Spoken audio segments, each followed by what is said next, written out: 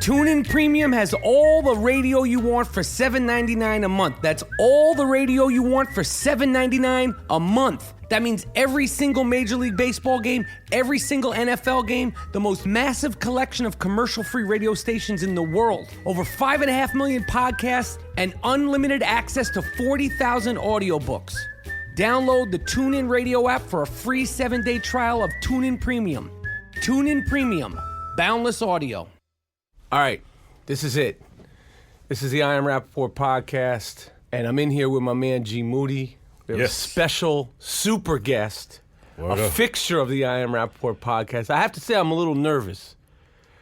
We're about to interview the great, underrated, and sometimes underappreciated Danny Aiello, who has been exposed to my impressions. I have no idea what his impression is going to be of my impressions. I am going to tell you that one of my main goals of this interview, actually my main goal, other than to get a great interview, is to possibly get Danny Aiello to do his famous scene with me from Do the Right Thing, but where I play Danny Aiello and he plays Mookie. Oh, man. Played by Spike Lee. So we're going to bring him in soon, and this is a big one for the I Am Rapaport podcast. It's a big one for the I Am Rapaport podcast fans. And what could I say? This guy means he's somebody who I really I've stolen a lot from. He's influenced me as an actor, inspired me. I just think he's just one of these, sort of treasures that sometimes gets overlooked and forgotten about, and he's a great actor, and he his work really has inspired me, continues to inspire me, and specifically I'll talk about it on the show, but his neutral to 80 miles per hour back to neutral, like one of the things that he does really good is he'll be talking to you and he'll say, "Oh, look at you, you got on your jeans, and you think you're fucking big fucking time, Moody." And then he'll bring it back down, and he'll be like, "But it's nice to meet you." Yeah. That's his thing. All-time great. That's one of his things that's just great. So anyway, we're about to bring him in, and I'm excited. I'm a little nervous, and we're going to get to it. Casper Mattress is an award-winning mattress company that makes the most ridiculously relaxing, supportive mattresses sold directly to the consumers. Trust me, I sleep on one every night. The Casper mattress is available in 6 sizes and has a 10-year full warranty. 10 fucking years. It's made and stitched right here in the United States. Free 2 to 5 day shipping in the United States and Canada. And in New York City, you could get it the day of. You have 100 nights to sleep on this mattress for free. If you do not like it, they will refund. They will come pick up your mattress for free. 100 nights. Go to Casper.com and save $50 using the promo code Rapaport, RAPAPORT. Casper mattresses, we love them. All right, Danny. That's all right. Is that mic is good for Danny right there? 1, 2, 3, 4, 5, 6, 7, 8, 9. Yeah, you want headphones? No, I don't want that. You know I don't like fucking headphones. Just checking. Cursing here, I don't do that. No, you could curse, Danny, on the I Am Rapaport podcast. Let me tell you something. I haven't cursed except in motion pictures. I spoke to Ricky. Did I speak to him yesterday? I said, "Rick, did I ever curse in the house?" He said, "No, you never did that." I never hit my kids either. Being a New York guy from the streets, you would think that I was a hitter, but I never touched any of my sons. I yelled a lot. To yell at you. The yelling. That reminds me. You know what Bobby De Niro once told me? What? Nobody in the show business or anywhere else says the word fuck like you do. Danny? He said it sounds like a ballet. I said, he's serious. No, absolutely. It's like ballet. Yeah. Like, let me just wait. So you have you been exposed to my impression of you? Well, it had me roaring this morning when I got up. And as a matter of fact, Sandy Cohen, my wife, heard it and was hysterical. And she's not the person to be, reacting to that kind of thing. But she was hysterical. Everyone who's heard it. But it isn't so much that it's me saying, it's you saying it, your interpretation. I mean, and of course I text you and I said to you, if this is meant to embarrass me, I would be very unhappy. Listen. And you must have thought that was a mafia threat. I or thought it was a something. little threat. I got nervous because, but let me just preface this by saying this. You have been, and you still are, literally, before I started acting, and then when I started acting, no bullshit. You've been one of my favorites. Thank you, Mike. And you know, I mean, your work over the span of time, and sometimes even in Godfather, you know, just your voice, like your use of your voice, your quote unquote instrument. Right. Even when I first heard you talking down the hallway when I was approaching, like your voice is so distinct, and it's such an instrument, and it's such a tool. I mean, and it's specifically the impression. The impression is comes out of it's not like a whole Danny Aiello impression. It's really an impression of some of the characters you've done, specifically Sal, and also 29th Street. Yeah, 29th Street's my favorite movie, actually. That's a really underrated. Yeah. I love that movie. My license plate on my Jaguar is 29th Street, so that's how much it isn't so much that it impressed me that much as a motion picture, but it's very much like my life. Right. The character, It felt like emotional levels of that character. Not that I'm a loser, because in that he's somewhat of a loser, but I'm not a loser. I never saw myself that Right. way. But emotionally. No, I got it. And the relationship between father and son. Yeah. I had the 3 sons, of course, and It's a really good film, and you know, and I feel like it did well when it came out, but not as well as it should have. I mean, I remember I went to the theater and saw it twice. I was so moved by it. You know, like the whole up and down, you know, and if you haven't seen the film, it's with Anthony LaPaglia and plenty of other people, and it's really like the father and son, and 29th Street, it's a good film. I'm sure it's on iTunes. And it's everywhere. You can't get it. You can't buy it because they had limited prints for some odd reason. Is it not on, like it's not on iTunes? It's iTunes, but it costs you a tremendous amount of money. It's on eBay, they were charging for DVDs. $800. Some people say, well, you can purchase 29th Street from me. For $800? I mean, it was ridiculous. It's a great movie, but it ain't that great, No, it is, Danny. but I'm saying Jesus because Christ. it can't be... because it can't be found, it becomes That's terrible. A little more significant well, because of that. it's a really good film, kind of overlooked, and then I wanted to, because I had all my 29th Street lines that you did for a long time. Right. This is before I was doing a podcast, but like I would just do them. I would, you know, like play around with them. I've stolen from you, Danny. Like if I went over my work as an actor, like I've stolen gestures, I've stolen inflections from you. There's another. I want to get into specifics soon, but there's another great. Underrated performance. I don't think the movie's that good. The expectations were so high, which is Harlem Nights. But your character in that, I used to do your impression of that.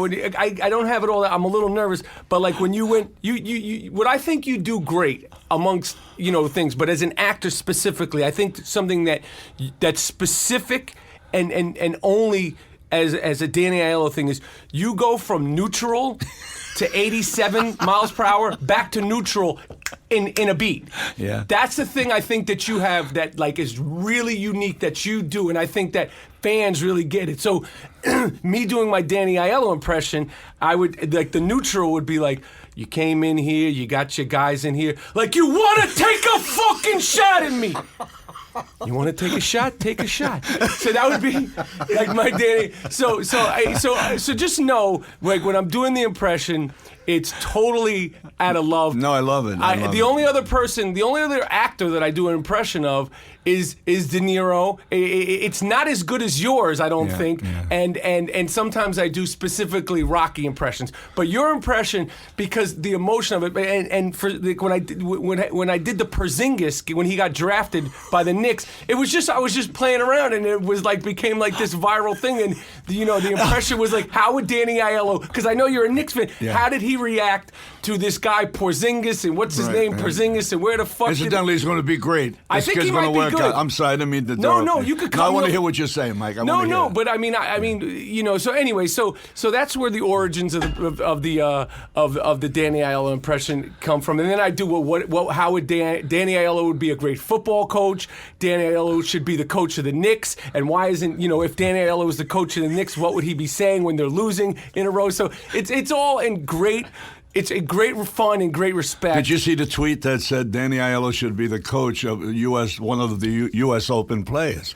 That just came out recently. That was me. Oh, that was you. I said it because, tennis. It's viral. It's all over the place. Tennis would be, because, tennis, they don't have coaches on the sideline. Right, of course. So imagine Serena Williams, okay, you coach her.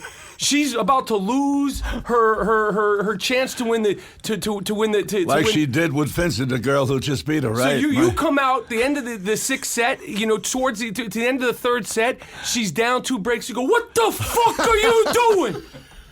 You're blowing it. You're fucking around. This is for the title. You're in New York. Now go out there and do what you need to do. Or you're gonna fucking lose this, Serena. So anyway, we were there the other day, actually. Were you at it? We didn't see that one. We saw the male thing. The kid Warrinker or something. He played this kid. He beat the U.S. guy right there. The black kid. He was terrific. Oh, it was yeah. a terrific match. It's fun being out there. This is the first time I've ever gone to the U.S. Open. Me too. I loved it. I truly enjoyed it. And amazing. They're hitting shots 125 miles an hour. I'm saying, how the hell do they return that? And they do.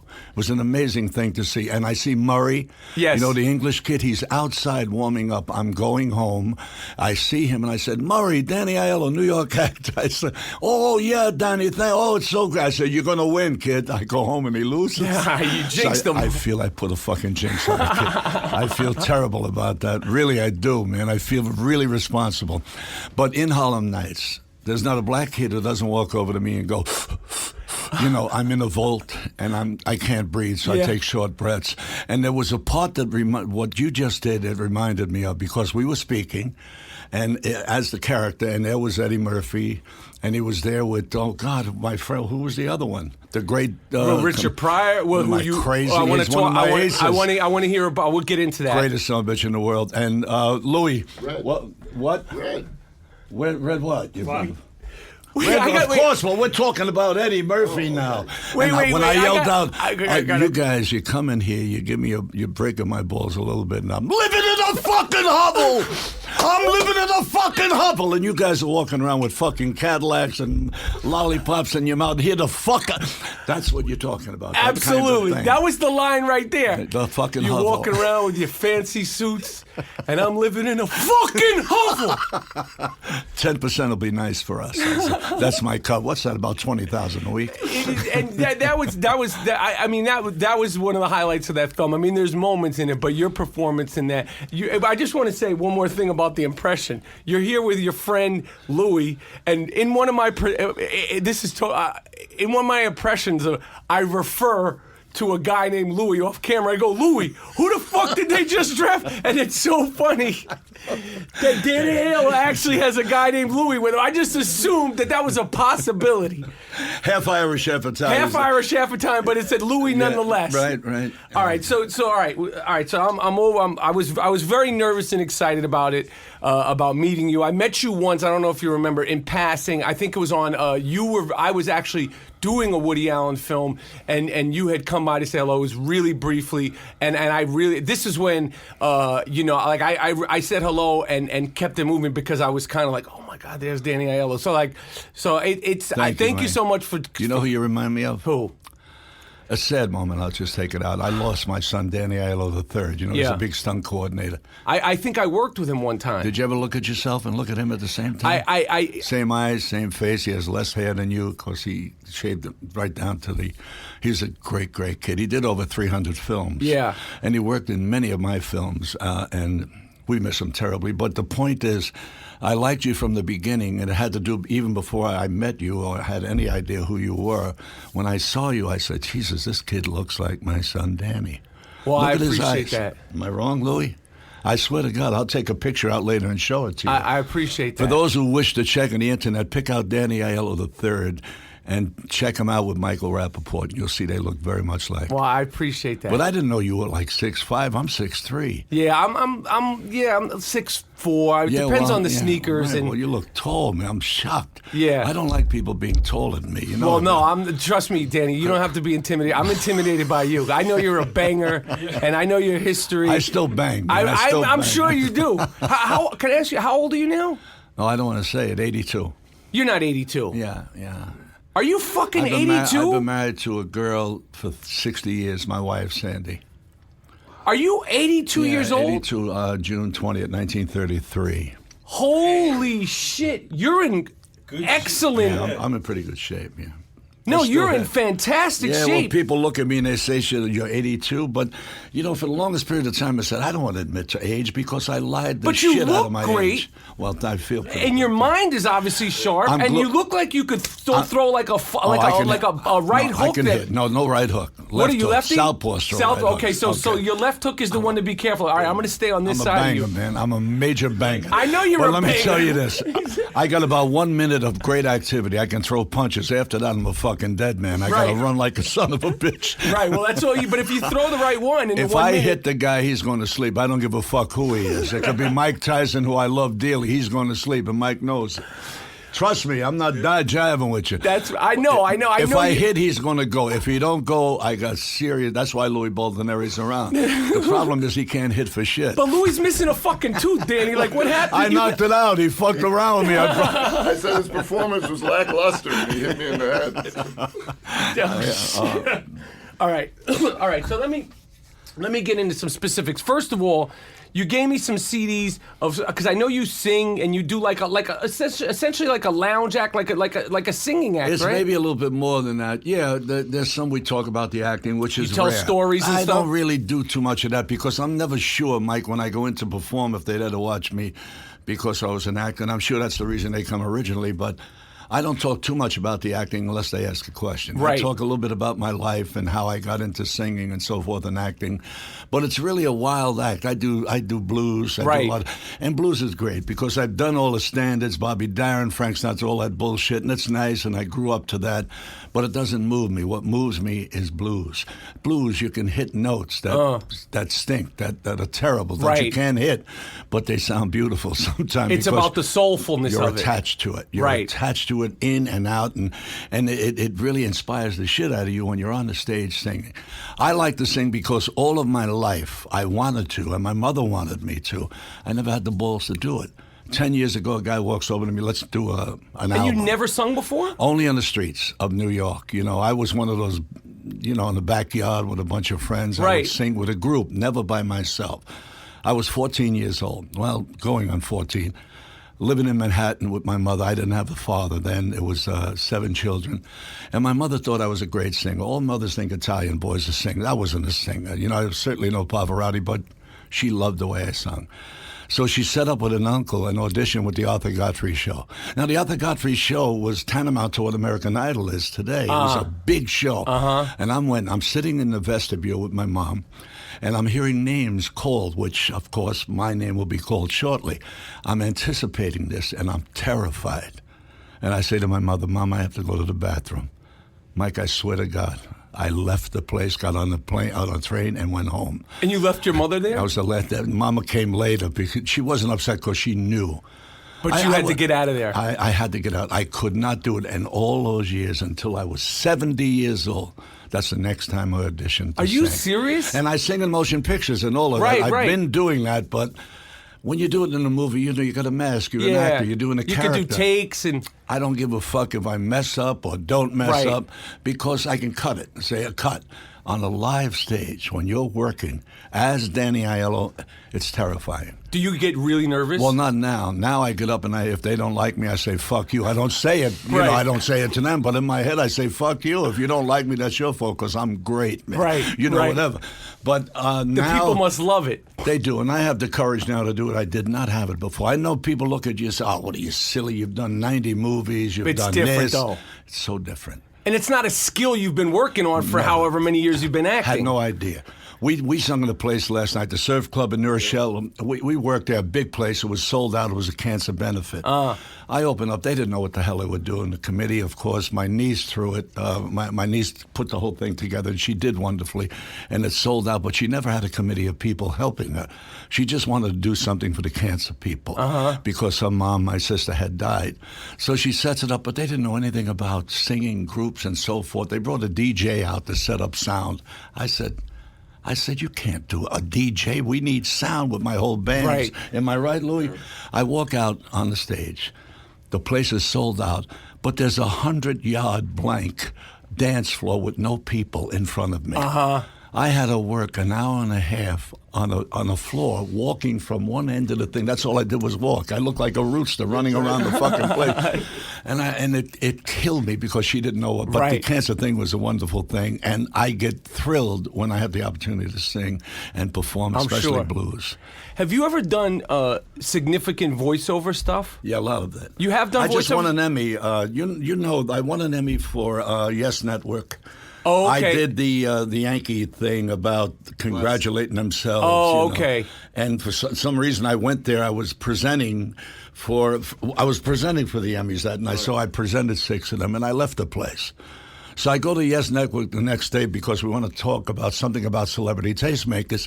And he said, Danny, why did you go? I said, what do you mean? Well, you presented, then you left. I said, of course, I was finished. He said, Danny, you weren't there to get your Emmy. I said, what Emmy? What the fuck Emmy? They said, you won an Emmy for a voiceover.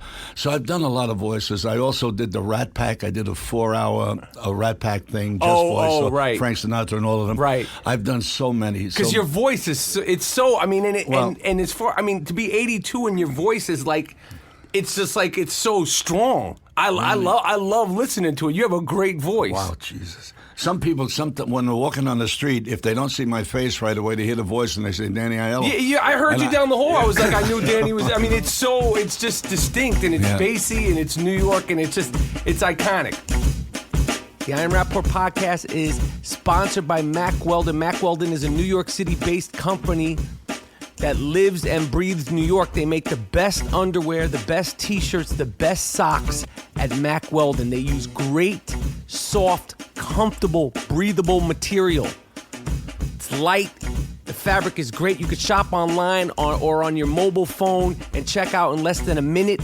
Mack Weldon wants you to be comfortable and look good. It's perfect for the guy going for a run or the guy on the run. Use the promo code Rapaport, RAPAPORT, for 20% off. You get 20% off your Mack Weldon underwear. Check it out, Mack Weldon, MackWeldon. Trust me, I'm wearing my Mack Weldon right now as I speak to you, the people. All right, I'm going to throw some questions at you. Okay, babe. All right. These are because I can't ask you everything. The improvisation. Yeah. You worked there as a bouncer essentially, which at the Improv in those days was it? What years was this? Because the Improv in Hell's 70, Kitchen. 71. So this is it's Hell's Kitchen over there was a zoo, right? Like it was just the degenerate. No, it really wasn't bad. That neighborhood? I would say to you, probably a little safer then than it is now. Really? I think, with the exception of during the day, of course, it's so populated with pedestrians walking up and down the street. People look like ants, so there's a protection with so many people. But then it was wonderful. I used to go out at 3 o'clock in the morning after we finished work. Never a problem. We'd all jump in a bagel truck and go to the brasserie on the east side, and we'd stay up until about 6 in the morning. That was my life then.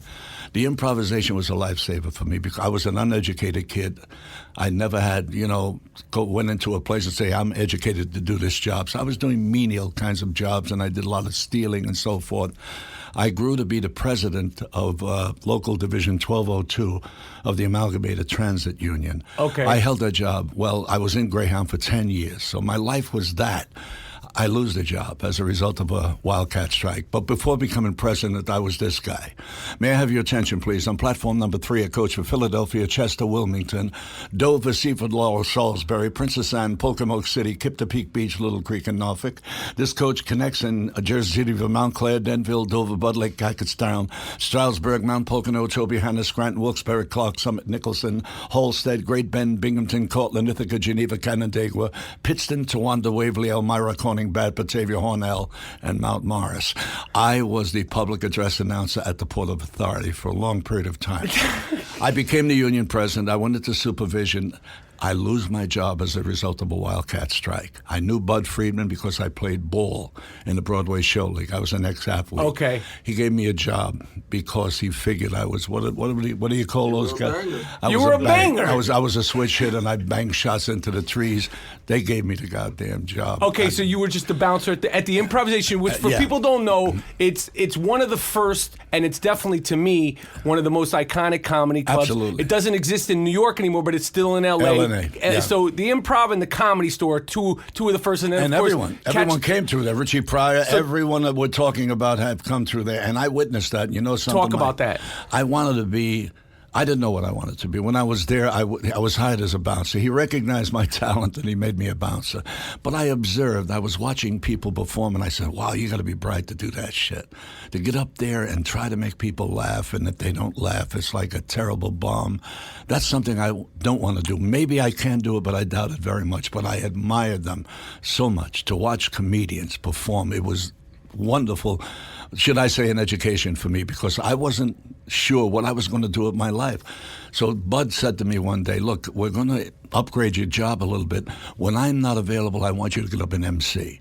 So I got up and MC. I didn't know what the fuck I was doing. I would announce, if a person was talking to the audience, I wanted to punch the shit out of them. That's the kind of education I had in terms of getting up and MCing. But in MCing, people would come over to me. One guy comes over to me. He's a big comedy writer. He says to me, your bulb lights. I said, my bulb lights? What the fuck does that mean? He said, well, there are some people who do things for the public, but their bulb don't light. Your bulb lights. But I didn't know what the fuck I was doing. You mean like you get it? Yeah, I was saying, how many are you? I would say, and introduce it, and now here's Mike Rapaport. That's all I was doing. But I learned something about being before an audience. Then a guy by the name of Louis LaRusso, the second neophyte writer, never did shit in his life, would write at the bar. He said, Danny, I have a script for the stage. I'd love you to do it. I said, why are you asking me? I'm not an actor. He says to me, yes, you are. You just don't know it yet. Now, and you literally, at this point, you're not even thinking about you're thinking about being a father, taking care of your family, and figuring out a way to do that. Absolutely. When you went to the Improv as a bouncer, it's not even a thought at this point in your life. Never in my life did I ever think of acting. Acting to me was like people on Mars, which was California, because I'd never been there. You're just a working guy, a New York guy, a hard-working guy. Or a thief. I've done some thievery things, too. I stole, I did shit, but I did it it wasn't for self-aggrandizement. It wasn't for me. It was necessity. I had the kids, and I'm not justifying it because I put myself down for that. I said, what the fuck did you do? There was something else you could have done. Well, I didn't find anything else I could do, except I was a pool shooter. But, and I made a lot of money shooting pool, and when that wasn't working, I went out to supplement my income by stealing. And what did I do? How did I steal? I broke into places that weren't open. We'd go upstairs and we'd find safes. We looked for safes, empty safes. We didn't have to open the fucking safe. If I tried to open a safe with tumblers, I'd be there for 4.5 years. If the fucking safe was light enough, we picked the safe up, we took it to a window upstairs, throw it out the fucking window. If it opened downstairs, we did it. If it didn't open, Michael, as God is my witness, or God probably was my witness, when it hit the ground, if it didn't open when we went down, we would take it to a junkyard. I get my friend Eddie's car, we put it in the back, take it to the junkyard, and beat the shit out of the thing for about 2 days until it opened. The most we ever got was about $35. Are you serious? In the safes? And then we used to climb in skylights in short buildings. There was on Whitlock Avenue, there was a bowling alley where we all hung. And in the bowling alley, they had pool rooms. Now, I used to hustle in that pool room. We robbed the fucking place. Eddie would go down. Now, we come down on a rope, okay? You got to visualize this shit. There's a pool table. We can't go to the floor. We go on the pool table, all right? There's no money in the register. We know that, but there are machines. There's cigarette machines. There's soda machines. We break them up and take out nickels, quarters. I paid rent for 6 fucking months on nickels and quarters. And Sandy, where are you getting this money? I'm hustling pool. Now, the next day we go back. After dumping the place, we go back to shoot pool. That's where I hustle. On the fucking green felt. You understand? In the pool room. That is my funny. Footprints! My fucking footprints are on the table. Me and Eddie. That we were like great fucking thieves. If a cop with any brains came in, he'd say, what the fuck? That's your foot size. That's what we did. That's a great story. This is my impression of Danny and Eddie breaking the safe after they threw it down in the junkyard. Eddie, get the fucking sledgehammer. I don't have it. Where's the fucking sledgehammer? Give me the fucking thing. I'll break this fucking thing open. You cocksucker, kick the fucking thing, Eddie. I busted my foot. You busted your fucking foot. How much is in it, Eddie? $35 fucking dollars. We did all this for $35 fucking dollars. You cocksucker, Eddie! That's a great story. But that was one of That's a great story. Such a few. I mean, such crazy things occurred. We're in bakeries, and they're always closed. We always went in because we didn't want to come head to head with anyone. We saw cops cooping. You know the term cooping? They're sitting in the car, relaxing, having a sandwich, parked right outside with the spotlight. What the lights weren't on. It would be right in front of us, and we would be in the store behind the counter looking at the cops. Now, if I got busted, then it was gone. That was it. I was gone. I mean, never got busted. So I think, I'm so gratified in knowing that, I did such bad things. I never hurt anyone, I thought. I was trying to justify, why am I doing this shit? I'm a I'm a good guy. I don't do this. Then I made the excuse. And it was a legitimate excuse. I want to put food on the table. I want to pay my rent. I don't want to suffer. Because all my life, I always worried, being an uneducated kid, when I had the children right away, Sandy and I got married, as you know, very young, how am I going to support them? Once the reality of having children came in, how am I going to work? When am I going to get a job? How am I going to support these kids? All my life, nightmares at my young life of thinking, we're going to be homeless. We're going to be homeless. Right. How am I going to stay from being homeless? Now, it wasn't so much about me, because I can live in a quarter a day. I didn't give a fuck, because I was a tough kid. I didn't care. I could live in a quarter. But the responsibility suddenly of having 4 children eventually, and my wife, and wanting to do the right thing, frightening experience when you can't support them the way the way I feel they should be supported. Right. Fortunately, in my life, things that occurred that made it possible with no education to be able to get lucky enough for this guy, Lula Russo. I took his play, and you know what he did for me, Michael? You're an actor and you know. How many guys meets an unknown writer who's never done shit, and he writes me 3 plays: Knockout, Lamppost Reunion, and Wheelbarrow Closes. He wrote all 3 of those, All right? 3. All of them started off Broadway. Right. In a place called the Churchyard Playhouse. It was a converted church. We don't even to this day know if it was a church. We heard noise from the steam, and yet people would come in, 60, 70 people. Each one of those plays, we had back as auditions. They all went to Broadway. Are you serious? And I starred in each one of them. And this is what, This was in 71, 72, 70, up to 75. A lot of people don't know. I started my life as a theater actor. Yeah.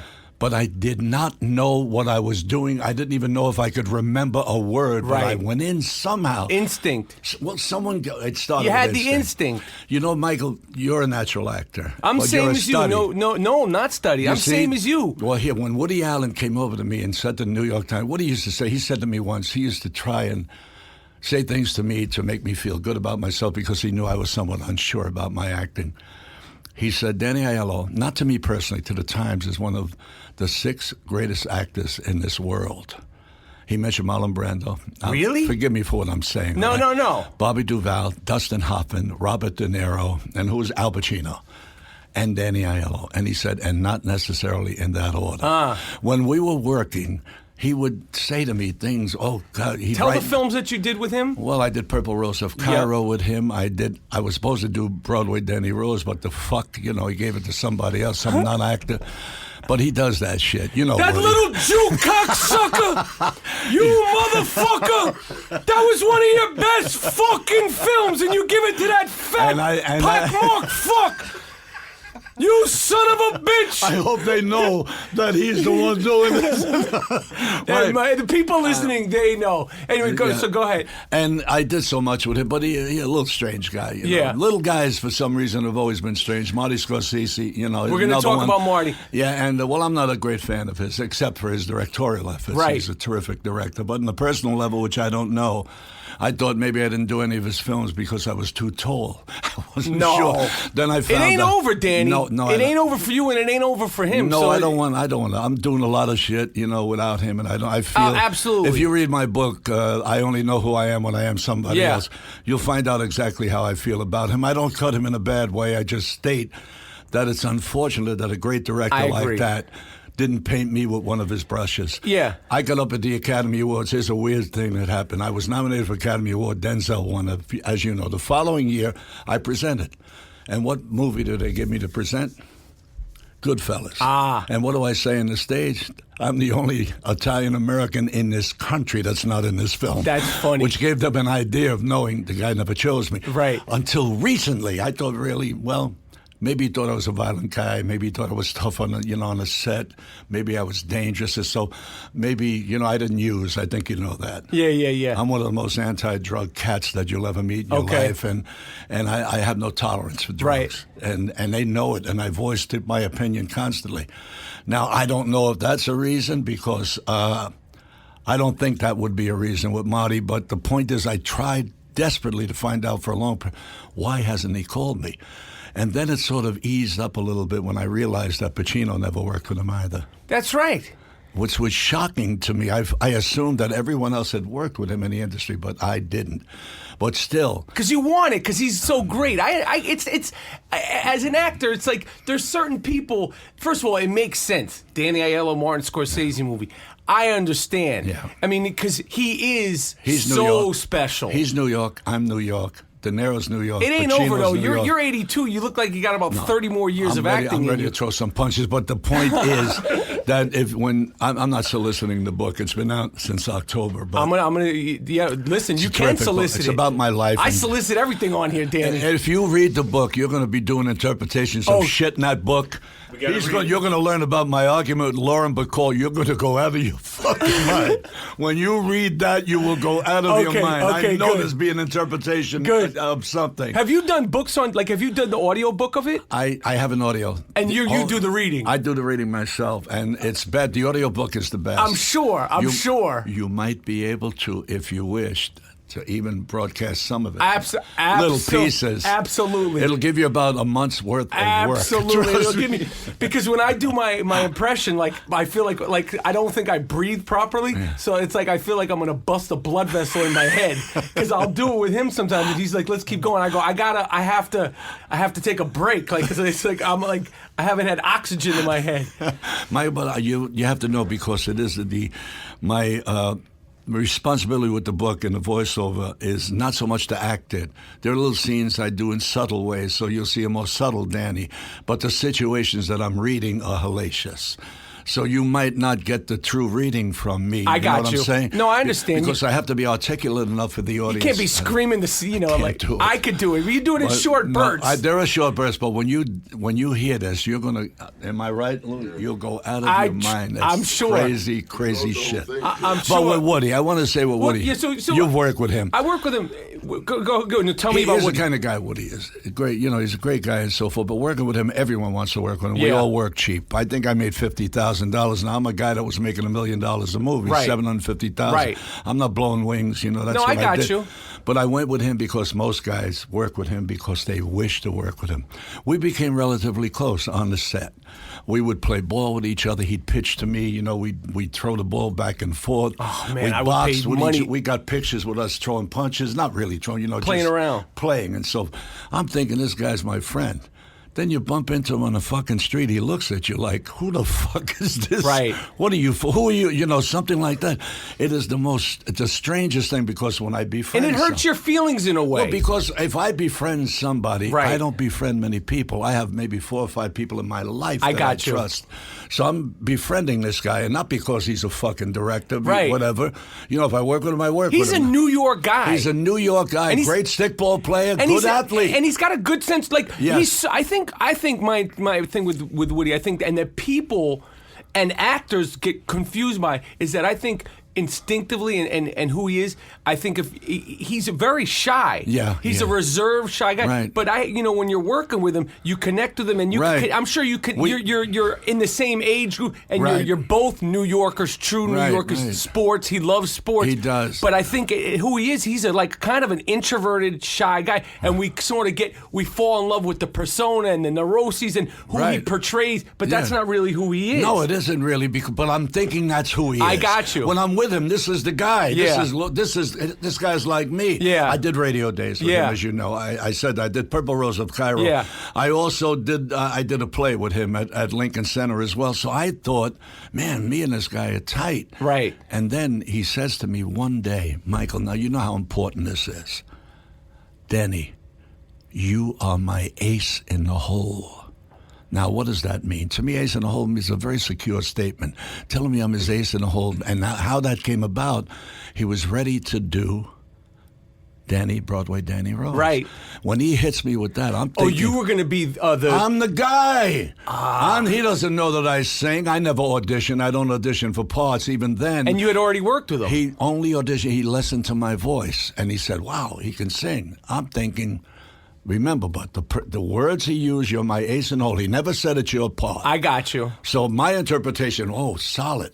Now, Bobby, his producer, the great cinematographer, are begging him every day, Danny Aiello, no problem. You know, the cinematographer, Gordon Willis, he likes you to hit your mark. He wants you to hit your mark. He don't give a shit how you act. He doesn't care about art. He just wants to know that his pictures look good. Right. Danny hits his mark. This guy's, anyone else, it wouldn't be. Let's do Danny. I'm waiting and waiting. Brian Hamill, the great still photographer, Pete Hamill's brother, and he's one of my dearest friends. He calls me up 2 weeks later, and he says, Danny, I'm sorry. I said, what? He said he gave the part to this guy who's a contained group. He wrote his own Italian songs. The guy's not an actor, but he gave him the role. I went in my room for 2 weeks and sulked, did everything with the exception of crying. Right. I was devastated because I knew it was a part. It was an Academy Award role. Yeah.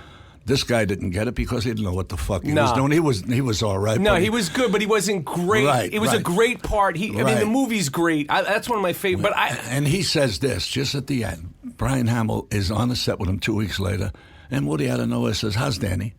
And Brian says, very disappointed. Not knowing what the fuck he means, Woody says, disappointed? What are you, for what? He didn't get the part. Danny works all the time.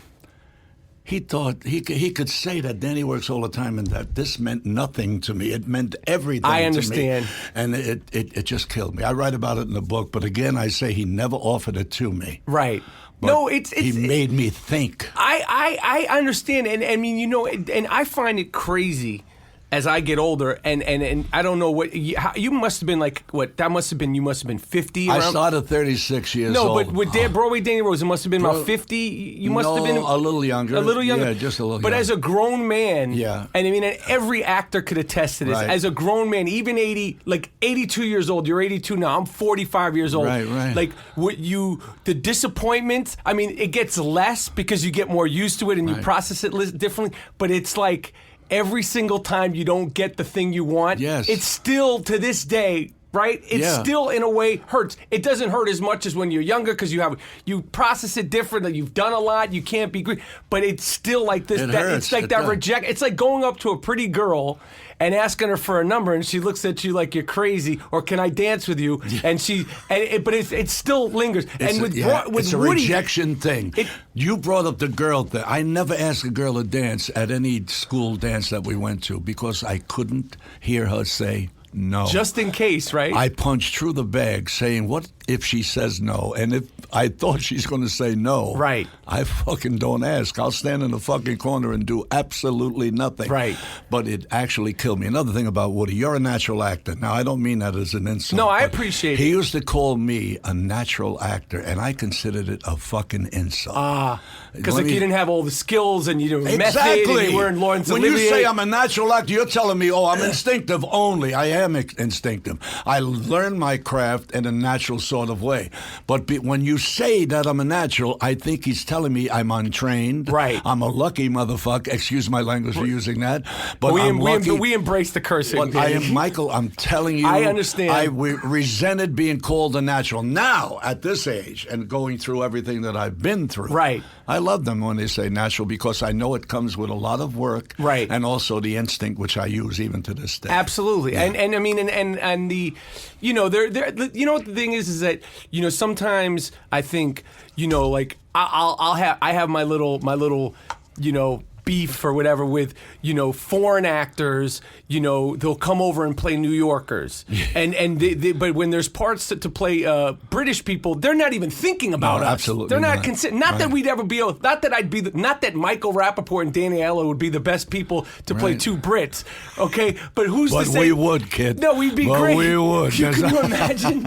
but you know, like because of like, oh well, he went to this school, he went to the Juilliard list, and he's British, and what the fucking do? I could hear he sounds like he's fucking British. I don't care what, you know, for the most part. I mean, it's been done well at times, but sure. I understand like that you because you know acting can be taken so seriously, and it's like, you know, it's almost like where the tennis, like the Williams sisters, they weren't trained, they didn't go to these fancy schools, they're kicking everybody's ass. I mean, everybody gets there differently. Like De Niro, he's method guy, and like he sort of, you know, and Marlon Brando, you hear about the method, and they went to this school, but the result to the result, and the fans don't give a shit. But you develop these insecurities because you're around these actors. But Woody's, he's not like a trained director. No, he's a natural writer. You do know he's a minimalist. When I work with other directors, they are not quite as minimal as him. What does Woody do with us? He comes out, be a little less angry. Right. Be a little happier.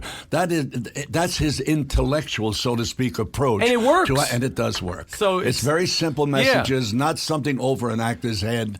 He's just very simple. And often he doesn't say a damn word. Right. He just fires you. No, he fires people. He is a firer. He'll send you home. Did you hear the movie September? He cast the whole thing. Maureen O'Sullivan, which is they shot it, right? Shot 2 weeks. The only guy there, who was it? Oh, Chris Walken. That he made it back? Walken, he comes up. He fired the whole fucking cast after 2 weeks. They've been doing their characters, and Chris is doing his character.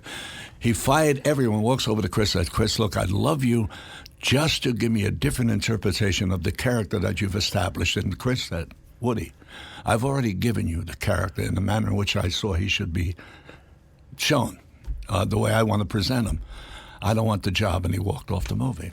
So he didn't come back? No, he arbitrarily went on his own because of what had happened. But he fired his mother-in-law, Mia's mother. He fired the whole goddamn Holy shit. You never know. Then I shoot a scene in Purple Rose of Cairo. I'm sitting down. I want my rose. Give me my meatloaf. You know what? A great scene. It was like, I loved it. I just loved to see me and Mia at the table yelling at each other. I come back a couple of days later and I find out the scene was cut. He walks over and he said, "I want you to redo the scene." Now, the scene I thought was terrific, but he thought it was too much like Streetcar Named Desire. The Marlon Brando scene when he was yelling, he said he needed more humor. So we went back and redid it. Now, who talked him in? He has 6 people that he trusts immensely. And they sit in the screening room. They go through the stuff with him. They make suggestions as to what should be done or not. So apparently they made suggestions to him. I think it should be cut and done in a different way. We redid it. It was great, but not as good as we originally had done it. But that's the kind of guy he is. I mean, he'll talk to you. You'll love him. He's a little guy. He's not dangerous. You can knock him on his ass with a fucking pinky. But that's not the point. Well, he's tall. He's not too tall. Guy. What is he, 5'1"? Who's bigger, him or Spike? As tall as a cigar standing up. No, who's taller, him or who do you think in their prime would win in a fight? Spike or Woody? Like in their prime, they're both 40. They're both 40. They're in shape. Like if you had to bet the house, Spike. You think Spike, a young Spike Lee would beat a young Woody Allen? Yeah, I think Spike would. Okay. Yeah, I think Spike. Do you like Spike? I like Spike. Yeah, we got along quite good. We had our little problems once in a while. I've had some stuff with him too. I think everybody that loves Spike there's always some things. But I like Spike. We're good friends, and for the longest period of time, he was begging me to do that. I said, "I'm not doing that. That's tantamount to a black man doing Watermelon Man. You put a damn cap on my goddamn head. You make me flip pieces." That's what it said at the beginning of the script. I was in Canada shooting The Last Don. down. I sent it back to him. I said, Spike, I love you, but there's no way I'm doing this. Do the right thing. Do the right thing. So then he took me Yankee games. He took me Knick games. Incidentally, I'm not a Knick fan. You're not a Knicks fan? I used to be. I was a Net fan, but now since they got rid of Calipari, I don't like any of the fucks. My favorite team was always the Boston Celtics because of Larry Bird.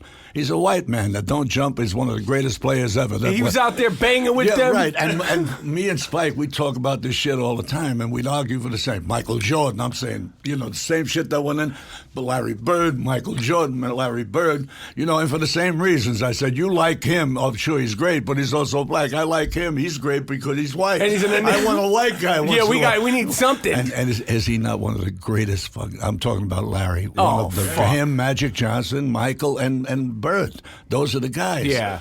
But what was the point I was trying to make? We were talking. I want to get to do the right thing. Go ahead. We were talking. Wait, here I want to talk to you about. So tell me some of the people that came through the Improv at that time. I want to go back to the Improv and then talk to me specifically because I know you had a relationship with him. With Richard Pryor, and what was he like? Did you have any idea he was going to turn out to be as great as he did? In 1970, he was pretty hot. He was doing the downtown clubs. Once in a while, he would come up to us at the Improv. We became so friendly, Richie and I. I mean, I wouldn't not the intimate, we were hugging friends and things like that, but we interpreted each other as a friendship. He was going to be the godfather of my daughter Stacy when she was born. Wow. I mean, that's how close. And then he was out of town. I was out of town. It simply didn't happen. I love Richie. Richie was a great, great comedian, and God knows how many women this guy has humped. I mean, he is. And he went through some damaging times. And, I saw him the last time I saw him when we were doing Harlem Nights, he was not well. You knew that he was almost wheelchair, ready. I mean, it was going to happen. But he had his sense. He had that brilliant mind. He was great in Harlem Nights, but you knew there was tremendous amount of trouble. Richie didn't come in that often, but David Brenner was one of my best friends. There were unnamed guys, Marvin Braverman, guys that Rodney Dangerfield. Right. You and Rodney Dangerfield. Michael, what he did for me, nobody knew. What the fuck is a Danny Aiello? I just started to act. He would go on a stage or on the Merv Griffin show, and who would he talk about? He'd talk about me. In a way, the things that you're doing, the interpretations of me, no one knew who the fuck I was when he was doing these shows. Would he say your name? He would say, Danny Aiello, this guy. He takes me to Trog's Neck where he says his family lives. He said, I'm looking out over the ocean, and the most glamorous fucking thing I've ever seen in my life is a floating fucking tire floating. He's talking about where my mother and all my family. I didn't live there. That's funny. But he would attach me to a joke. He said, "I'm in the car with Danny Aiello, and he's just driving." saying your name. No, you're not even. Just say they don't even know who the. I'm just starting. A guy. It's just a guy named Danny Aiello. He said improvisation. He's a bouncer at the improvisation. He's becoming an actor. You don't know what the fuck anyway. Whatever. And he's talking, and he would say, "I'm in the car with him, and I'm driving him, and he's giving me directions how to get to Tire Beach, where he said a flat tire, whatever. And he said, make a straight right. He said, what the fuck is a straight right? That's the terminology I used to make a straight left. Here, what's a straight left? But he would constantly make fun. But he initially was one of the guys that put my name out there because when I started to do things, people were putting together the fact that he talked about me. So I blame him a lot. Now, Bud Friedman, the single most important person next to Louis LaRusso II, who wrote the plays. Right. It was Louis, it was Bud Friedman, the proprietor of the improvisation, and the guy that I mentioned, and Rodney. They were so helpful to me, but again, very shy. I didn't know what I was doing until a guy came over to me and say, you're Bob Lights. And then Louis LaRusso comes over and said, do a play. I'm not an actor. He said, yes, you are. You just don't know it yet. Now, Brenner was a guy who was working with a guy by the name of Sonny Fox. He was producing a show with Sonny Fox. He was a television producer. That's what David did. He came from Philadelphia. He walks in. He was the most together comedian I've ever met. What do you mean together? We would go up to the apartment, and he would have these drawers, and he would open the drawers, indexes. He'll pull out an index card. You'll see a date. On a date, he will have the jokes that he told. And he will define for you the reaction of each joke, the time of day it was. Every set. That was every set he ever did. The reaction he got, how the line was stated. Wow. It was the most incredible thing that I had ever seen. Here, Bud Friedman hated him as a comedian. he would come over to me and say to me, he goes on 2 o'clock in the morning and not sooner. He never breaks the cast, you know, they put him in. Oh, yeah, I got you, Bud. I got you. No, Bud's a Gemini like me, and I'm like him. I'll do shit because I think it's right. When Bud wasn't there, I put David on prime time, and he was killing. And he loved David. He just did not like his comedy routine. Wow. Bob Klein would walk in. When Bob Klein came in, Robert Klein, famous, he was one of the famous guys. Bette Midler would come in, she'd sing. But Bob would come in, and whatever the order was, maybe we had 5 comedians. We had an order. Bob was the only one who can come in and break the order. He goes right to the top. Right. The minute he comes in, he goes to the top. Bette Midler, we had a group called the Untouchables. I was one of them. This is one of the things that I did. She would do her Manhattan and all these songs that she was famous at this point? She just began because she was doing Fiddler on the Roof. Right, okay. Playing on Broadway. Right. And she would come in. Bud was handling, one of the few people he handled. She would come in, and we would sing behind her. Buddy Hughes, this black dude, myself, and Buddy Mantia would sing bullshit behind her. We didn't know what we were doing. We were the background singers for Robert Klein, who did his improv songs. We would go behind him, and Bette Midler. And who knew that Bette was going to be what she was? Wow, that's wow. That's the stuff where you wish there was video. Yeah. You wish they had cell phones. And they had today. shit. They got nothing. And then one guy never gets any credit whatsoever, a black fellow by name, a great guy by the name of Raymond Johnson. Everywhere I go, in my book and everything, I mention his name. Because he disappeared when he was playing piano, accompanying singers and comedians who needed him. And they'd mention his name, and that's all you ever heard about him.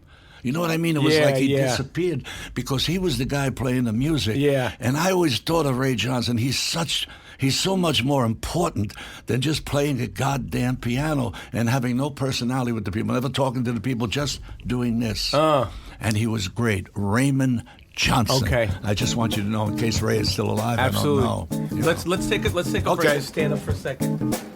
All right, this episode is brought to you by Squarespace. Start building a dope-ass website today at squarespace.com. And if you enter the promo code Rapaport, RAPAPORT, at checkout, you get 10% off. Squarespace has a state-of-the-art technology to ensure security and stability so your online information and your online presence is safe and secure. Millions, literally millions of people are already using Squarespace. It's just $8 a month and you get a free domain if you sign up for a year. Start your free trial today with no credit card needed. If you don't have a credit card, you can still go to squarespace.com and make sure you use the promo code Rapaport and save 10%.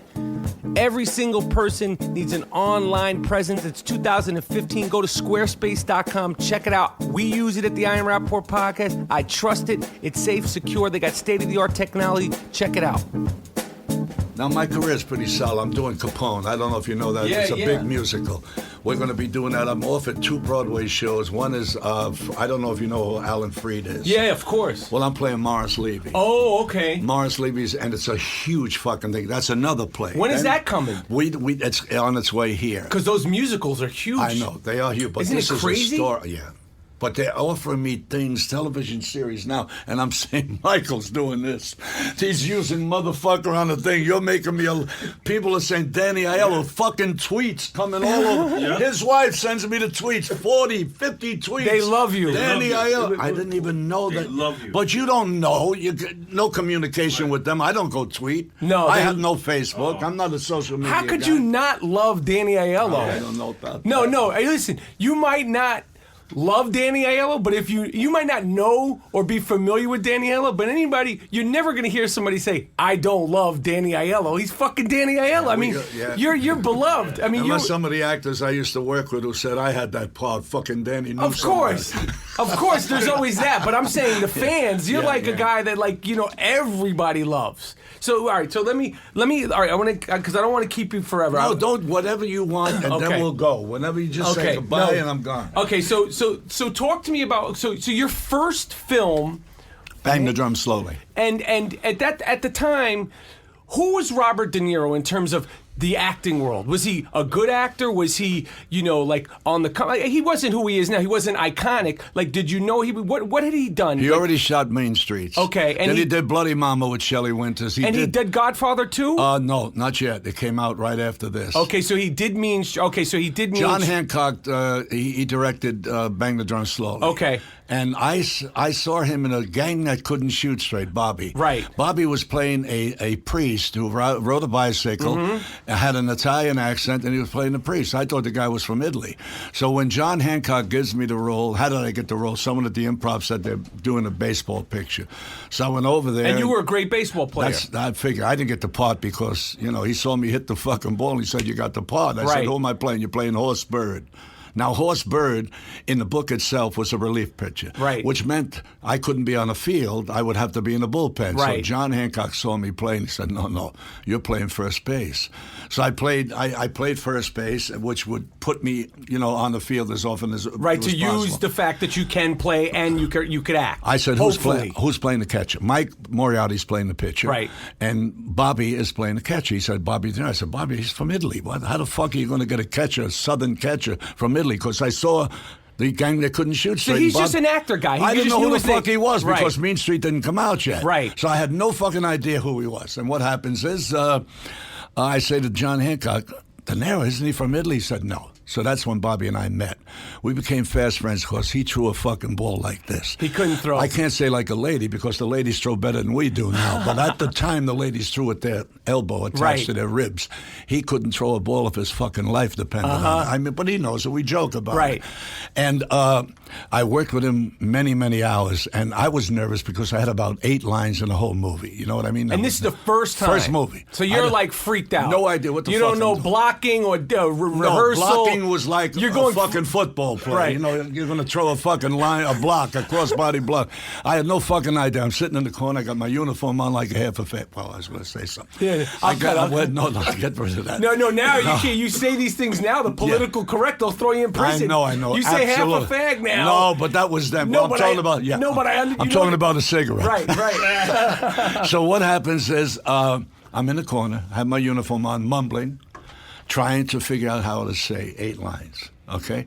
Now, a lot of people who don't know what we do, Michael, say, well, what's the big deal, Well, for me, I'm going on the screen, and I have a major role, even though it was only 8 lines. You don't know what, you've never done it. It's a total foreign environment. It's like going But I into did the stage, not the film. It's different, though. There's cameras, there's people moving. I had no idea. It's a whole thing. Absolutely. Now, I'm over there, and I'm mumbling. And who walks over to me? The great Vincent Gardenia, who was not a mentor, but pretty close to it. I loved him dearly. Much older than me, but trained, wonderful actor. What's the matter, kid? I said, well, Mr. Gardenia, I'm having great difficulty here. Well, what do you mean? Well, I'm not quite sure how to do the lines. I know it's forever if I do. Let's say I do lines and I'm not happy with the lines and I suck with the lines and I go to the movie and I see the movie 50 times. I'm going to suck 50 times. He looks at me and he says, "Don't worry, kid. You're probably never going to work again anyway." I swear to God. But we became and great he's trying friends. to be, that's funny. We leave Bang the Drum Slowly, Bobby and I. We go back home. I'm living in a project on 228th Street in the Bronx. That's where I live with my wife and kids. And you, In the Bronx, yeah. So, I lived in a project. Okay. Bobby comes home with me. De Niro. Yeah. We're in the house. Now, Bobby is a non-talkative fucking guy in certain Even situations. then? Even less. He was interviewed by Dick Schaap. And when we were doing Bang the Drum Slowly, Dick Schaap was a big yes, of course, television guy. Of course. He interviewed me, Vincent, son is and Jeremy Bobby. Schaap. He's still on ESPN. His interview with Dick Schaap was so incommunicative that when they showed 3 of us, they didn't show him. So we knew then he had difficulty doing it. Was at the time, were you just like, he's just a quiet guy? Because this inside of himself. Just, totally inside. Right. Totally inside. The character, when he's working, totally inside. But that character, even when he left the screen, when he went outside of shooting, he remained, whether it was with the character or not, or just a private moment. It's just who he is, right? Never communicated. Yeah. Just goes home with me. I got my kids running all over the house. It's the fucking projects. That's where I'm living, on the 4th floor, 228th Street, Marble Hill. So we're sitting there. Are you ready for this, Mike? This is going to blow your mind now. I want it. You guys ready? You're going to need this one. He looks at me, he's not saying a fucking word. He slept over that night on the couch. My kids, crazy little boys at the time, they're taking his watch off. They're doing shit with him. It was like he was an uncle or something. He's sitting at the table saying nothing. Sandy's feeding us, I think, macaronis. It's a Jewish girl who cooks macaronis. And he's not saying anything. I look over and I said, you talking to me? I said, well, you must be talking to... There's nobody else here. And then 6 months later, Sandy and I go see... Taxi driver. And she's in the front row. Sandy loved to sit in the front row. She looks up and she says, after he says, you talking to me? You must be talking to me. There's nobody else here. My wife yells out, he's doing you. Are you serious? Now, sure. Now, keep in mind, I'm not saying that I communicated that to him. We're actors. What do you do? Yeah, I watch people. I'm a voyeur. I pick and choose things that I want to do, a walk, a hunchback, different things that people are doing. Bobby might have collected that from someone else. Right. I don't know, because it was street slang. I said that shit all. Are you talking to me? Well, you must be talking to me. There's nobody else here. Right. And that. Now, also. That's great. The Godfather. Now, when I'm doing it with Francis Coppola, I just want to, just things that you never heard before would be interesting. No, give it to me. All over the fucking internet, people ask this question. Right. Now they know it. I'm doing Godfather 2. I'm intimidated. I'm working with a major guy. Again, small part. Tony Rosato. Carmine Caridi was my Rosato brother. But The Godfather, the Godfather was a monster. Huge. So I wanted to play Sonny, Sonny, the guy that was played by Jimmy Kahn. I couldn't play because I wasn't known. Nobody knew me. But I mean, so it was a monster. So now they're doing part 2. They're doing part 2. And how did you get that part? Did you just called audition? me up. He brought me in. You just auditioned? I didn't audition. I don't know. I never auditioned. Does that throw Even you? then? I didn't give a fuck if I walked away from Gone with the Wind. You just didn't feel comfortable, like you were... That was the only... Not that I had an ego. Fuck my ego. I couldn't take the girl dance.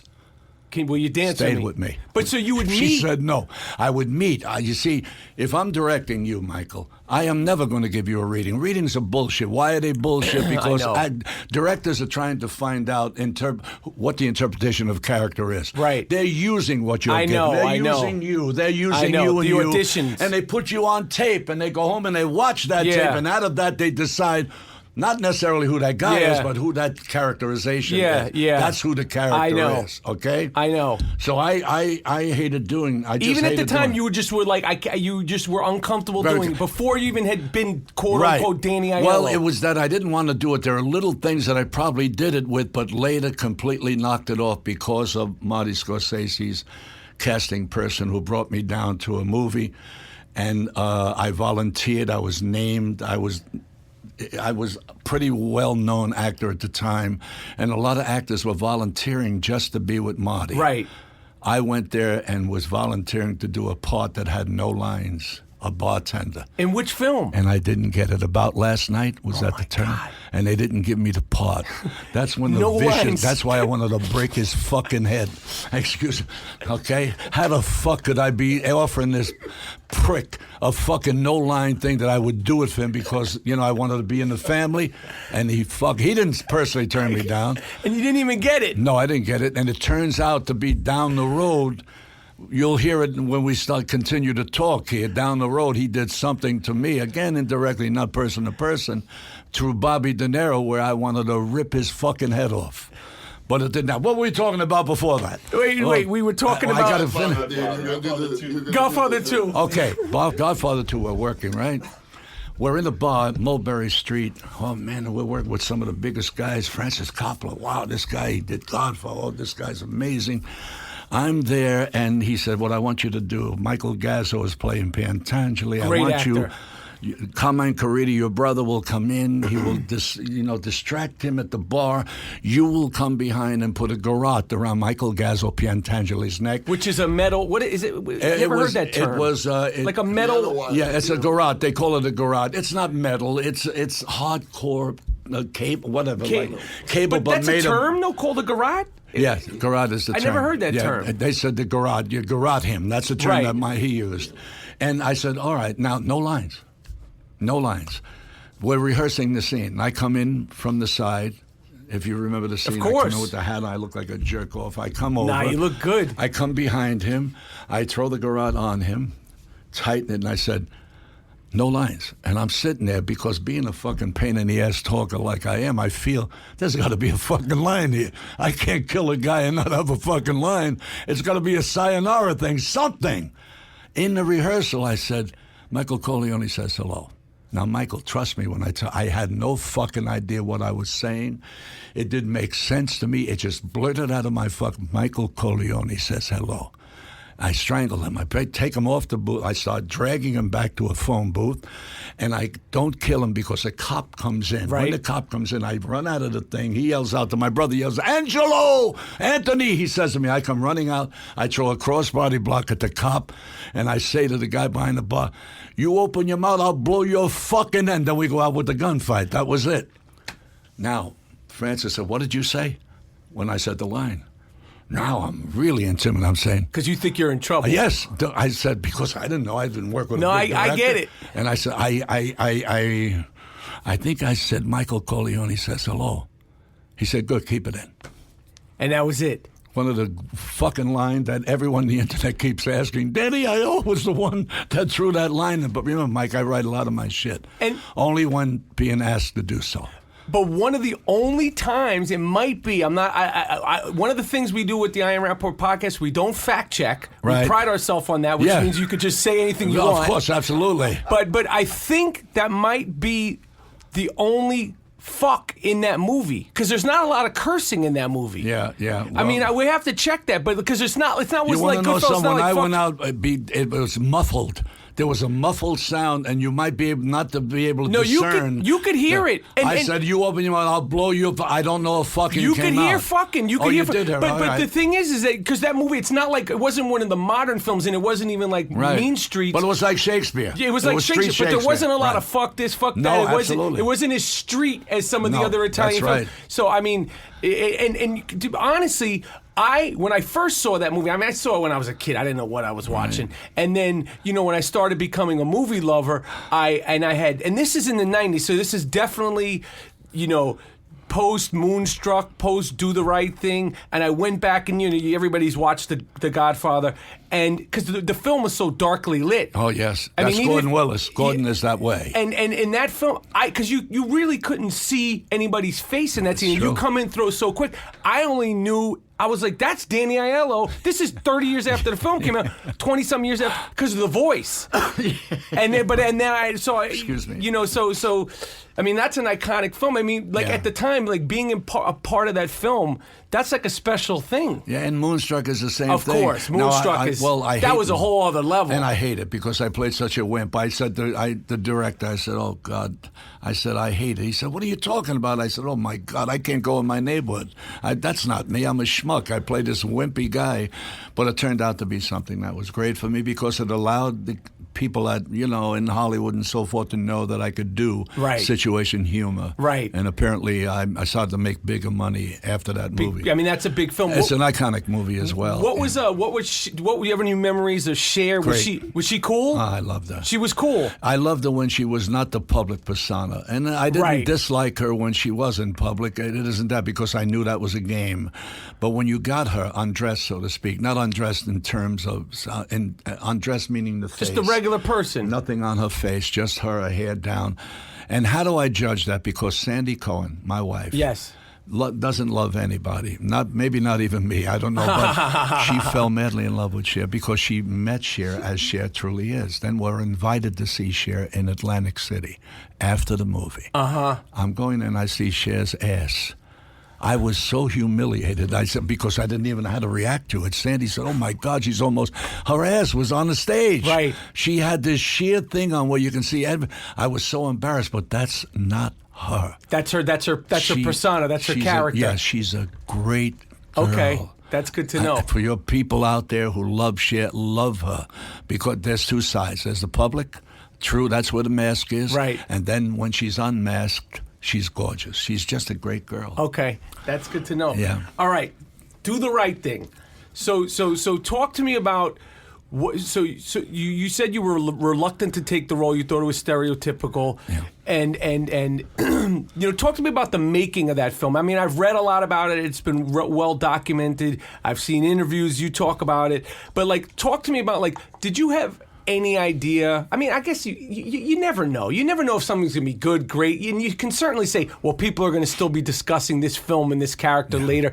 And then I think that, it's crazy because at the time it struck a chord because of the craziness and the race and the tone. And the crazy thing now for me about Do the Right Thing, and one of the great things about it, it's because of all the craziness and the brutality with the cops and the James Blake getting chased and the cop, it's still relevant, the themes, and we want to push them underneath, it's gotten better, and then obviously in ways it has gotten better, but in general, when you see James Blake standing there texting on Times Square on his way to the U.S. Open, get thrown down. So talk to me about what you remember about Do the Right Thing, what you liked it, what you didn't like about it. I know some of it was written, some of it wasn't written, and at the end of this, I'm going to ask you, and I brought sides because I feel like the day after scene, after they burnt you to the fucking ground, when they burned Sal's down, I'm going to ask you, and I have the script and we could rehearse it. I wanted to see if you would do that scene with me, but you play Mookie. Now, you could play Mookie as Danny Aiello, and I play Danny Aiello. So the scene it becomes no longer about Danny Aiello and Spike Lee. It becomes all Danny Aiello, which I think, to me... I know the scene you're choosing. Okay, of course. You know who wrote the scene? Tell me. I did. Okay, so the scene it is that we're talking about... Yelling at each other. At the last scene... I built this fucking place with my... But that's not the one you're choosing? Of course it's the one I'm choosing. That was my writing. Oh, so let's talk about that scene. Yeah, but the part that I had written was the part that you're going to play right now. I'm playing Sal. You're playing Mookie. Right. No, I'm going to play Mookie now, right? You're playing Mookie now. Have I got my reading glasses? No, don't worry. And we can rehearse it. I wrote the lines and I even highlighted them like we're really on a set. Fun, man. I've been imagination, man. I've been gearing up to do this scene for years. I love it. So talk to me about that film and just the whole thing, like the experience, like what you thought of it, the environment, and then there's just the Academy Award of it, and sort of the impression that it's left, because it's definitely, to me, it's Spike's best film, and it's a landmark film. It goes down as one of the top 100 films ever made. Yeah. So did you have any idea it was going to be that? Was the script itself great?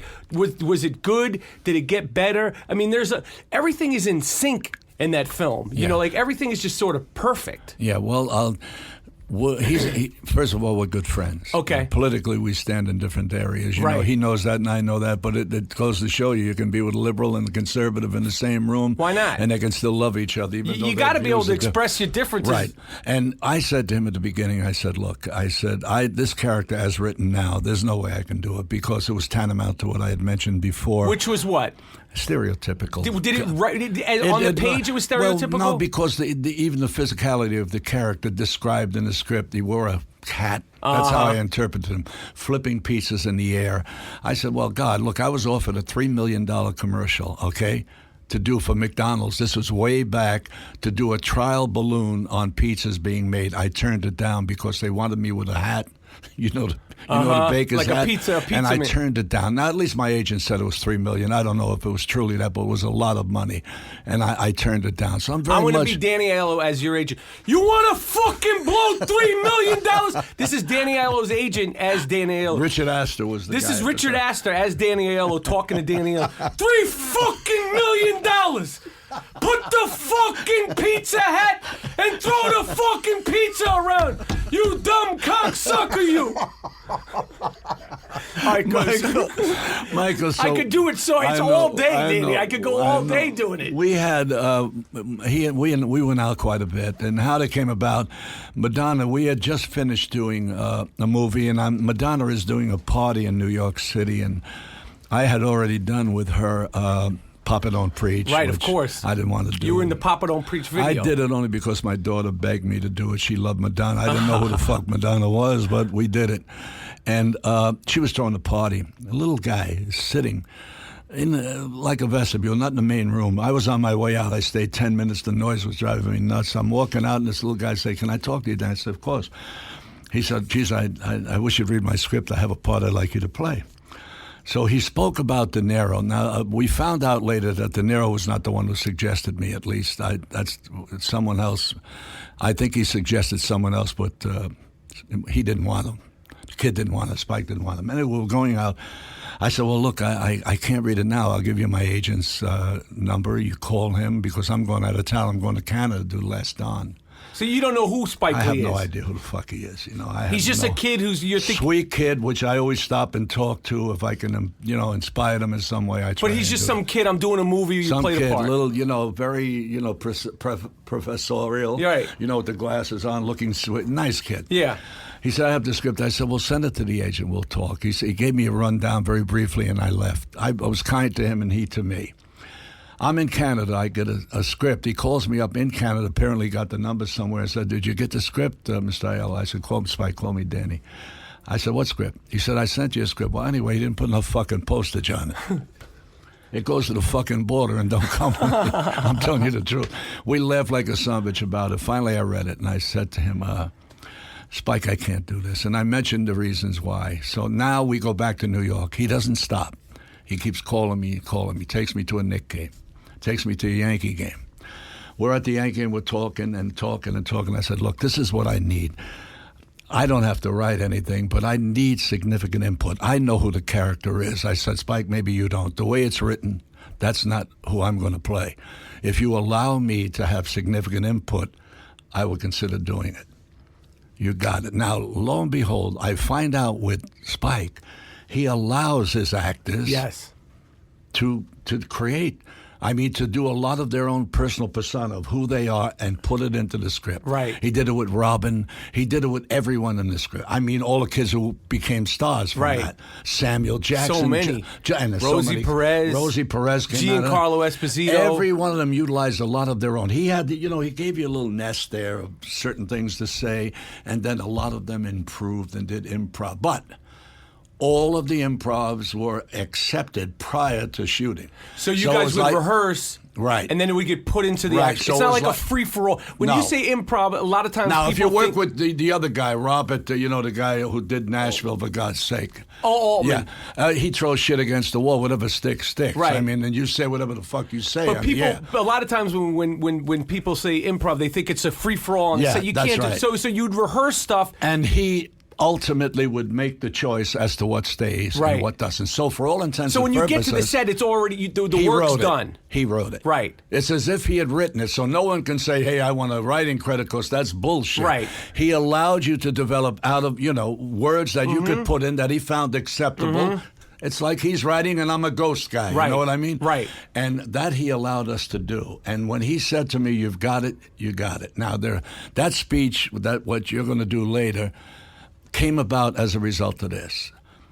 We're rehearsing, and he says something like, what are you bullshitting about, Sal? You're going to get the money back from insurance. Now, we're just rehearsing. I said, Spike, what the fuck, are you kidding? We're in Vietnam here. You can't get insurance in Vietnam? Are you serious? I said, this fucking guy will reopen the store on his own money. No one's going to give him money to reopen. He's dead. He's got nothing happening. Ain't no insurance company going to give him money. Spike said, oh, no, he didn't want to hear that shit. But I said, so I put it in the way of speaking where I said I couldn't say, he didn't want me to say, no insurance company will give him, this is Vietnam. He wanted, what I said. Meaning that area. That area, what I said, this ain't about money. This is about this fucking place. I built it with my bare fucking hands. Every light socket, every piece of fucking tile, me with these hands. That's what the fuck I did. I wrote all that shit. So he said, good, keep it in. But it all started with insurance. I said, Spike, you got to understand, all those people in Bed-Stuy, the stores, they can't get insurance. Right. They can't. They can get it if you're willing to pay your life, to get it. So that's where we were. The little argument that we had as we're going along is he wanted me, remember the time when they dragged me over the counter? Yeah. After I rip up a radio I just killed your fucking radio. Improv line. You can't write that. I just killed your fucking radio. As great as Spike is. Improv line. That's got to be. But also accepted by him. Was that improv beforehand, or did you get that on the set? Maybe you don't remember. That happened right now. I remember all that shit. Yeah. And the thing I'm sitting with him, and he's telling me how we're going to do the bar scene, the scene when I'm coming up to the top. Suddenly I'm seeing a storyboard I never saw before, okay? For the stunt. The storyboard for that particular scene. My son is playing me. Right. He's dragged over the counter. And what do I see in the storyboard? I see a guy being dragged on the top of the table with bottles bouncing off his fucking head. I never saw it. We never discussed. I said, Spike, if you think I'm doing that, I'm out of this fucking movie. I said, that's fucking comedy time in the Rockies, and I'm not fucking doing it. I said, I'm just not doing it. He said, bottles bouncing off my fucking head. Now, Spike interpreted that as meaning that I wanted to be soft, treated nicely. No, I wanted to be viciously taken off over the counter. I wanted to be a vicious scene. Not about stupid bottles bouncing off my head. That's ridiculous. It's a cowboy movie. Right. So we did it where he dragged me over the counter. He pulls you over. And unfortunately, my boy who passed away, Danny, was the one who went over on the side. Now, something terrible happened there. Danny goes over the side and he's on the floor. Okay, he's on the ground and everyone's on top of him.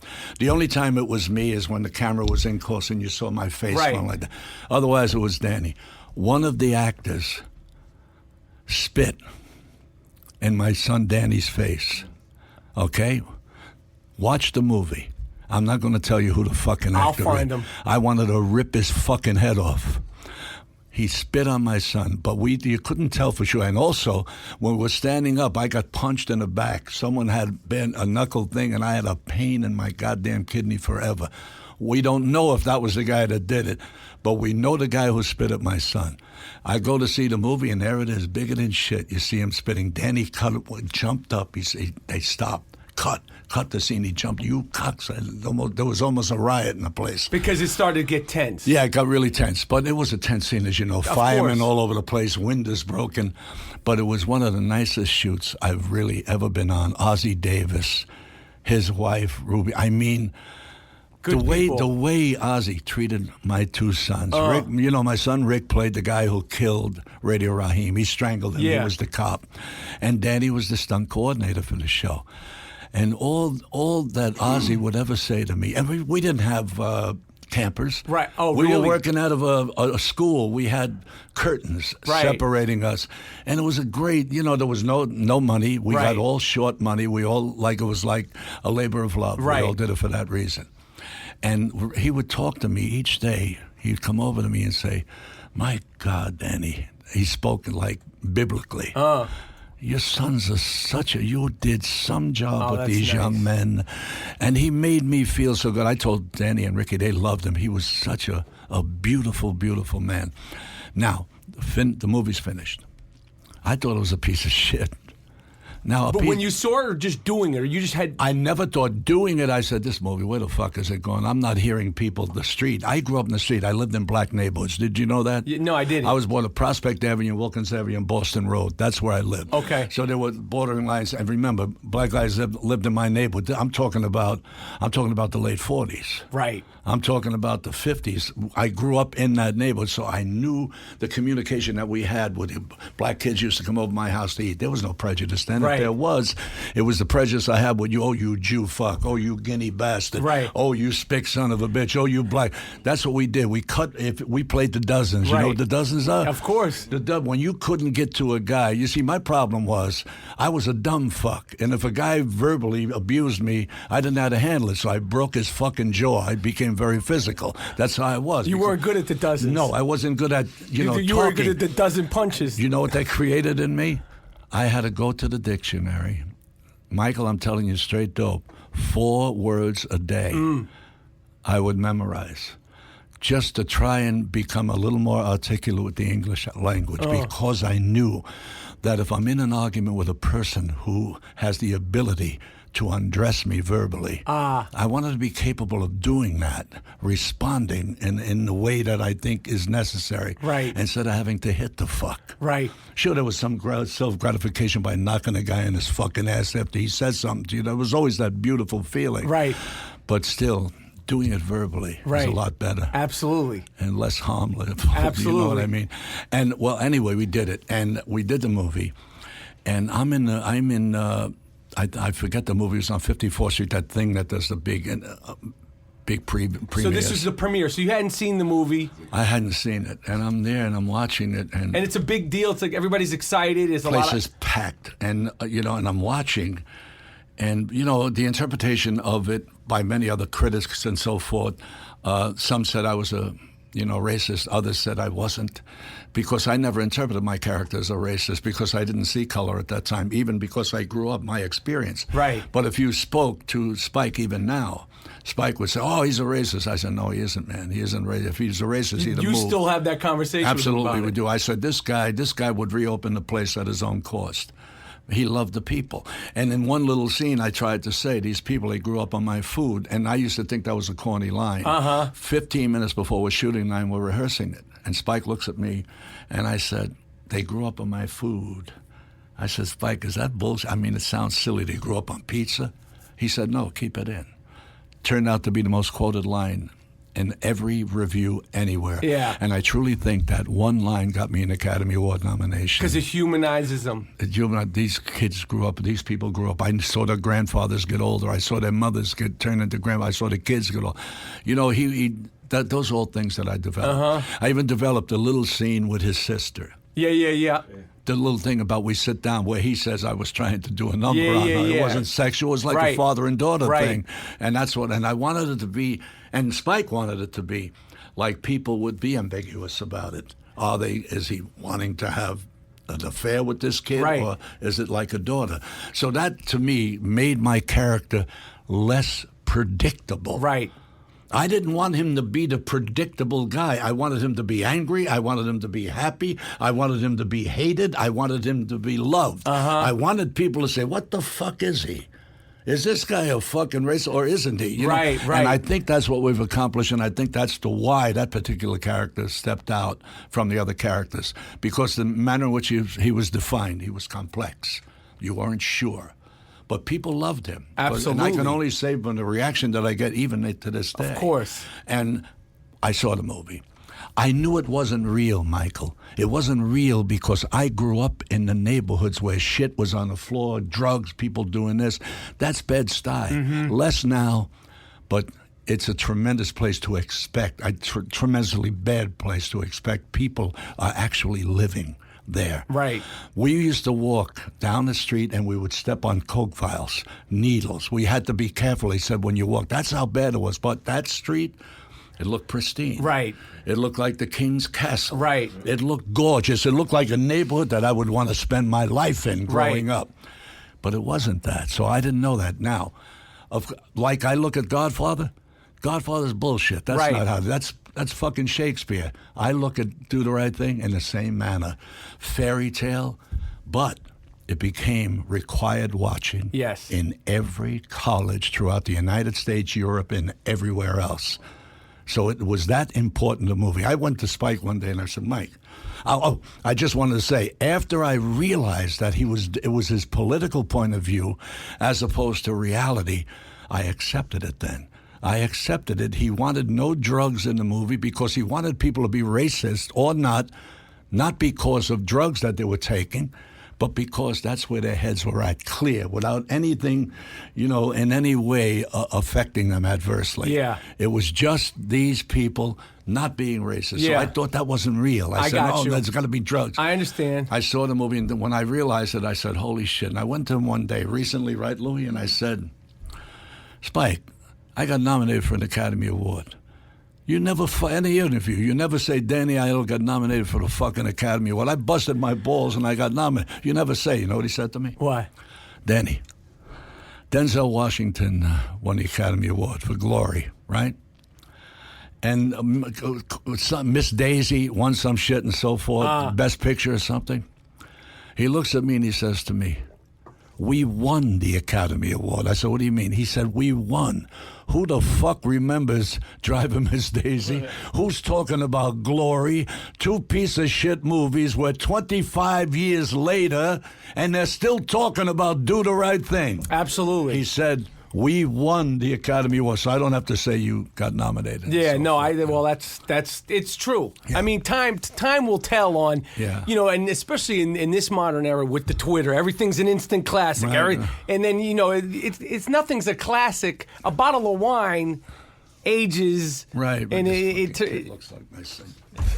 You know, I feel like I'm talking to my boy Danny. Oh, Get well. a picture out of him. Oh, please. we'll get a bunch of pictures. And I want you to see a picture of Danny so you can see what I'm talking about. I want to see. Well, I'm I'm glad you're enjoying talking to me. I love it. What are you kidding? We're here for a month. I don't give a fuck. All right, so look, here's your sides. I need glasses. Okay, you probably have never read it from this point of view. So No, never, don't steal my lines. I'm now. not saying a word. Okay, you're Only- Mookie. I'm Mookie. I'm Sal. Okay, I'm not. I don't want you trying to do my lines, No, I Danny. won't. Don't fuck around here. I'm ready to kick ass. No. I'm gonna kick ass here. All right? I know you are. Not the me. thing is I just don't want you thinking like, oh, this is my time to shine. This is playing. you, kid. Yeah, Okay. this is like.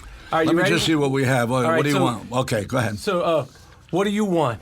I want my money. I want to get paid. You don't work here no more. I want my money. Your money couldn't begin to pay for that window you broke. Motherfucker window. Radio Raheem is dead. I know he's dead. I was there, remember? He's dead because of his buddy. That cocksucker started this shit. He's responsible for that kid's death. And you stood there like a fuck. And you watched them burn me down. Look, I also watched the cops murder Radio Raheem. Look, you get it all from the insurance anyway, Sal. What the fuck is wrong with you? This ain't about money. I could give a fuck about money. You see this place? I built this fucking place with my bare fucking hands. Every light socket, every piece of tile. Me, with these fucking hands. You know what the fuck that means? Yeah, it means pay me my motherfucking money. That's what it means, Sal. Okay, Mookie, how much do I owe you? My salary is $250. $250 a week. One. That's two. That's three. That's four. That's five. You got $500. You're a rich fucking man. Are you happy? You happy? He's got $500 fucking dollars. He's a big man. You're a rich fucking man. You never have any more trouble. Not Mookie. He's fucking rich. Who the fuck are you yelling at? You're wealthy, Mookie. You're a real fucking Rockefeller. You got your fucking money. Now leave me alone. Michael, you should have the fucking role. No. You're better than me. No, that was my 20 years of practicing. I love it. But you were a good Mookie. Yeah, I'm all right. You know what I think the biggest problem with Do the Right Thing is? He couldn't act. No, you should have fucking played Mookie. You know, they call me the Jackie Robinson of the black movies. You know that? Because I did Harlem Nights. After that, I started to worry, you know? But that was, Mike and I've been practicing. This fucking thing's going to go viral on us. You know that shit. Absolutely. You're resurrecting me again, Oh, kid. come on, man. You don't need to be resurrected. Could The fact that you did that, I honestly, that was elation for me. Thank you, The man. fact that you played around and let me do that, because to me, now the scene is really at its best because it's all Danny Aiello, everything. So I can't even believe that you let me do You that. want to know something? Hearing it like that, because I never watched the movie. Right. It brought back such fucking memories. To hear each line, because I was listening to the lines, and when I was sitting and writing those lines, it brought everything back. The moments that I was with Spike and how we were doing it, standing out there in the fucking, it's just, it brings back memories. It brings a tear to my eye. Oh, well, I That appreciate was 25 years ago, Mike. It's a long time ago. 25 fucking years. Where did all the time go? I want to tell you something about Eddie Murphy. You know what he did to me in Harlem Nights? Tell me. Last shot of the day.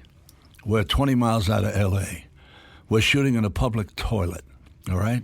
He comes over to me. We have everyone there, catering, vans up the ass. There must have been 300 people, extras and so forth, all around the place, waiting outside. He comes over to me and says, Danny, look, Danny, we're doing something MOS without sound. I need you to sit on the toilet. Now, we're not actually going to see you sitting on the toilet. We're going to close the door. All we're going to see are your shins and your feet. So all I need from you, imagine music, which we're going to pipe in later because we're doing an MOS, no sound. We'll pipe it in later, but what I need from you is movement in your legs. For instance, we're going to have music, so I want you dancing like you're sitting on the thing. I want your feet moving. You work with the walkie-talkie because we can't get the camera in here. There's no room in this place, you know, where you're sitting on the toilet. I said, all right, cool. Here's the walkie-talkie. We'll communicate. He's outside. I'm on the toilet. He says, all right, Danny, listen, do me a favor. You know how to do the Lindy? Lindy Hop. I said, yeah, I can give you a leg move. He said, give me that leg move. So I'm moving my leg to Lindy, action. He said, all right, cut. Danny, now give me a little bit of a rumba. You know how to do a rumba? I said, you move your legs like a rumba. So I'm moving my legs like a fucking rumba. We keep talking. He says, all right, now a foxtrot. You know the old foxtrot? Move your legs. I'm jumping with my legs, in time what I am, and anticipating the music being laid in, so I'm moving my legs. Say, good. So he said, just a minute, I'll be right back, Dan. 10 minutes expire. I'm waiting and I'm waiting. I walk out of the fucking thing. I go out inside in the street. Every fucking body is gone. The whole fucking company. Everything left. I'm the only guy in a public toilet in L.A., 20 fucking miles out of L.A. by myself.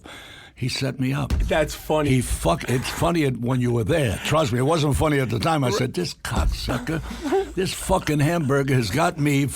He's got me standing there. Fucking people know it's Danny Aiello, and they paid this cracker. That's Eddie. That's funny, dude. What? I did a movie with him, and I have to say, on straight up raw, just the word in the true dictionary meaning of talent, was the most talented person. Dream Girls? Dream Girls should have won the Academy Award. Yeah. There's no question. I mean, we never saw Eddie like that in Saturday Night Live, any other fucking place. He was sensational. And he was very disappointed. From what I hear, he didn't tell me personally that he didn't get it. Because he wants it. And he'll never admit it, because he's a sensitive guy. Yes. It's just, you don't know that. But artist, it's just like we were talking about earlier. It's like no matter like how many accolades, it's always going to... Right. But just the talent level, right? And the level of talent there, because we saw him in Beverly Hills Cop, we saw him in a lot of different things, but all of those things could have been interpreted as a Saturday night riff. Right.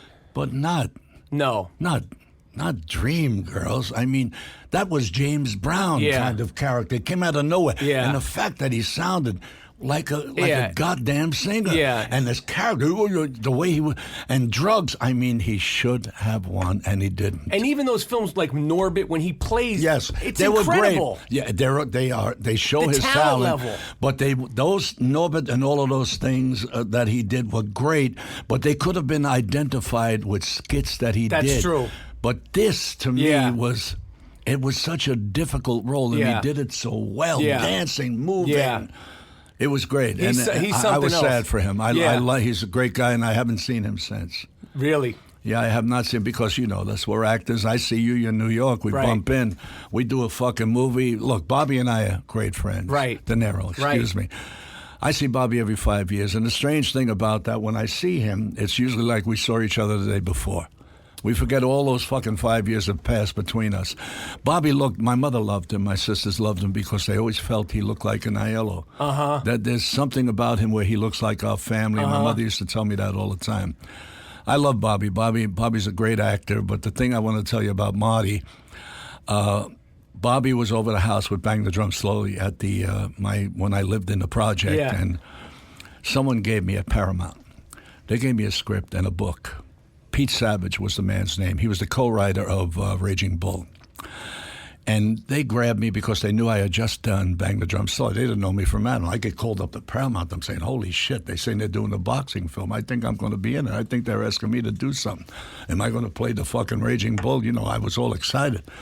So naturally, they were using me. I had no idea that I was being used. So I brought the book to my house because I knew Bobby was at the house. I said, Bobby, I don't know how to do this. I really don't know how to do this. People asked me to present this to you because they knew we were close. I'll apologize beforehand for doing this. I don't know if you're going to be upset or anything. But I didn't know what to do. But I didn't want you to lose out. And I said to him, the reason I'm giving you this book, if Rocky Graziano's movie was being done, somebody up there likes me. If it was being done today, they would ask you to do it, Robert. You would be perfect and you would kill.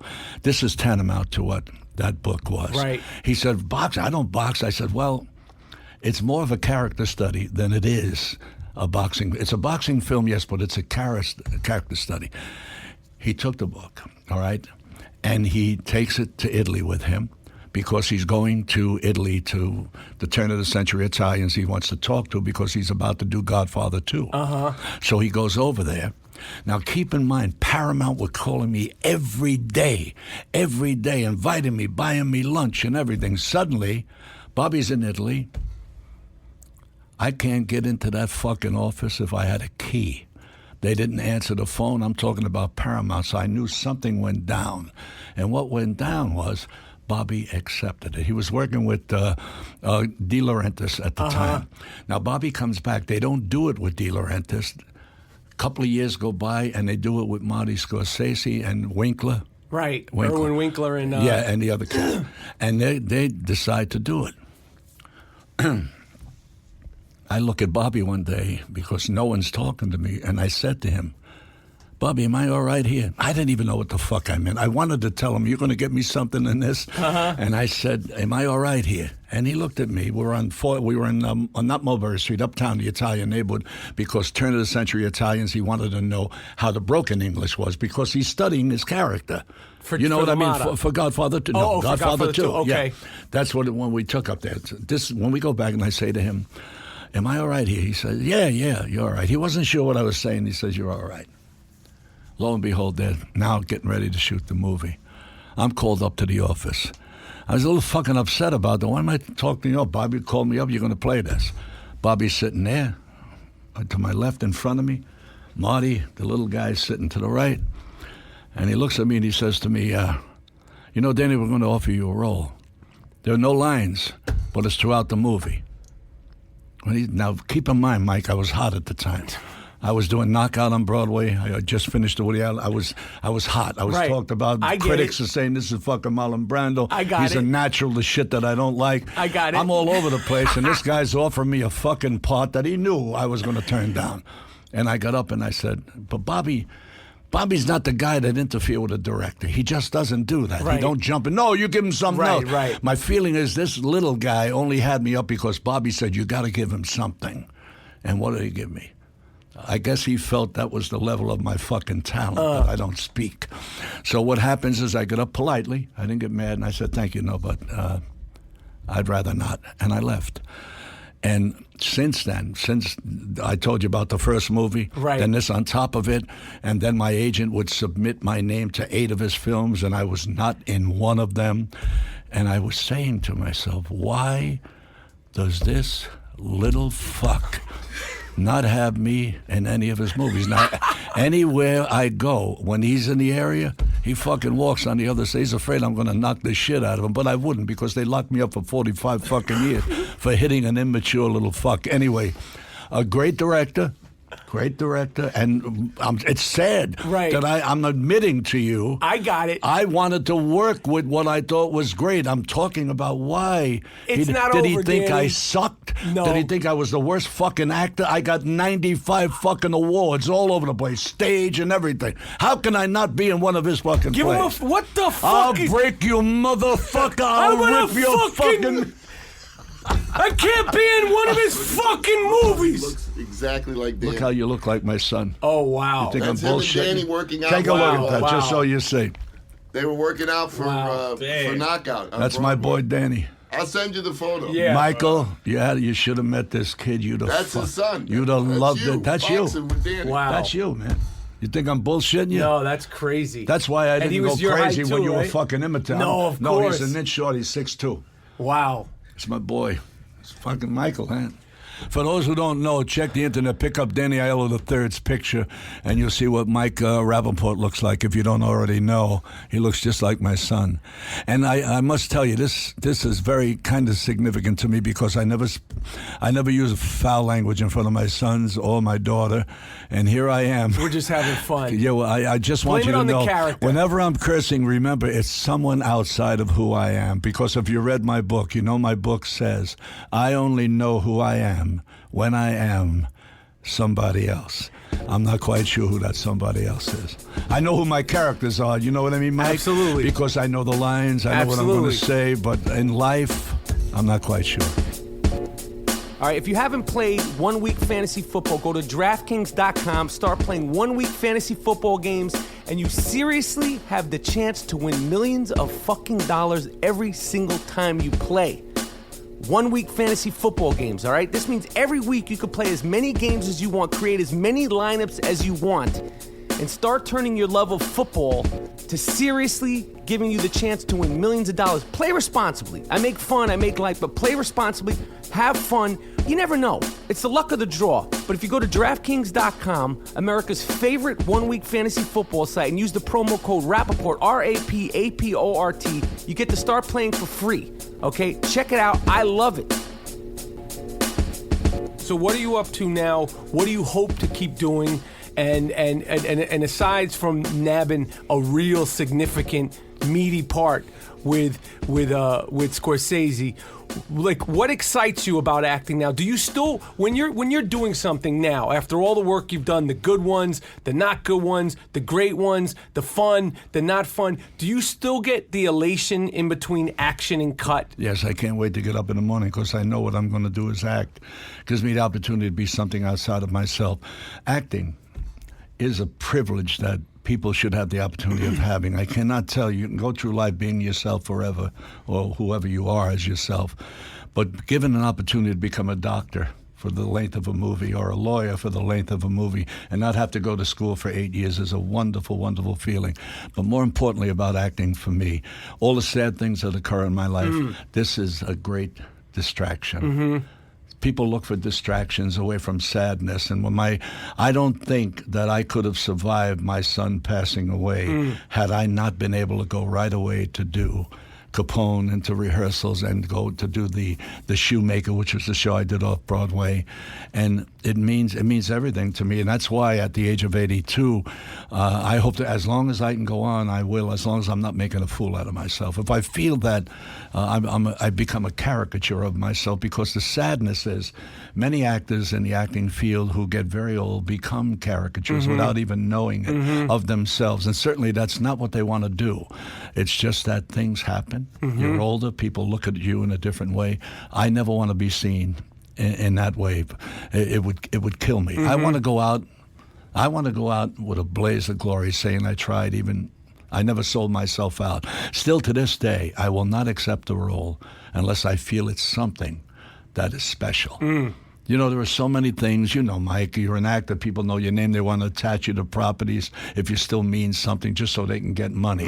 If that's the reason you're asking me to do it, I don't do it. You say that many people come over, do a cameo. I don't do cameo. What do you mean? You're embarrassing the shit out of me. I don't do fucking cameos. And not that I'm above that. It's just to me, I have to be on a set knowing I'm going to make a contribution in this movie or this stage play. Right. Now, Capone, written by Robert Mitchell, 22 songs, all original songs. I can't tell you if I didn't have my mind filled with that every night. Right. I have 78 pages, Louis, 78 pages. It's like the longest monologue. It's a one-man show. Wow. And you sing. And I sing 22 songs, and they're all songs that are not songs balladeer. They're songs like, because I got syphilis, you heard it, syphilis, and this is serious, this is syphilis. This ain't no head cold, ain't got the sniffles, man, I'm delirious from all this syphilis. Or because some little miss would had a knife for this, jumped in the sack, kiss, kiss, and see you later, sis. Now I can't take a piss, I can only reminisce, and you think it's hilarious? It's syphilis, so go ahead, laugh. Till you're daft, why should you care? My problem, right? Well, maybe you'll care when all over the place are your brains when I break open your face. Hey, don't forget, you're talking to a guy what ain't all there, so what do I care? Because I got syphilis, lots of it, man. I'm crazy with it. I'm wild with it. It's eating at me, at my brain, man. It's driving me insane. Yes, I know. God's work is mysterious, but this is ridiculous. So why me? Why do I gotta be syphilis? That's one of the songs. That's great. They're all, it's tantamount to what? I keep using that word. It's one of the ones I studied. That's a good one. It's tantamount to cellophane. Right. In Chicago, that kind of song. Oh, that's great. But some of the beautiful songs. It sounds good. This is a wild character. So what's going on? You can play him. Oh, man. No, you'll get to play. What do I say? I'm trying to get other actors to do it. I'm going to do it open on Broadway. I'm going to do it for 6 months, and then I want actors to grab it. Michael is sensational. I would love to do it. I don't know if I could. I mean, Danny. You can do it. You don't have to sing. The singing, man, I can't sing. You don't have to sing. Who gives a fuck? Nobody cares. You talk, sing, right? Right, Ed? Well, listen, Danny Aiello, I can't tell you how much this means to me. We'll take pictures, but I just for you to all these stories, the fans are gonna love them. Just know just know that you are like people that your work is beloved. You're fantastic. To find out that you're 82 in such great shape means I predict 20 more years of Aiello at least. I got to be a century, man. I got to be a century old. No, you're in fantastic. The good thing is I shape. don't smoke. I don't drink. I never drank in my life. But you look good. I mean, I'm not a bad looking guy. No, you look good, man. No, smile. You look good. You sound good. Your faculties are here, and I'm just happy to see that because I'm such a fan. Other people are fans. I'm glad that you took the time to do this. I'm glad that you took time to have fun with how much I appreciate you. And it's not that my career is over, but you resurrected it. No, if I tell you how many career's tweets we're over. getting, I'm not on Twitter, but I'll tell you. Hundreds and hundreds and hundreds of tweets. There's no resurrecting. Because of what you've There's done. more to come. Aielloing. Yeah, we made it a verb. Aielloing. Really? Yeah.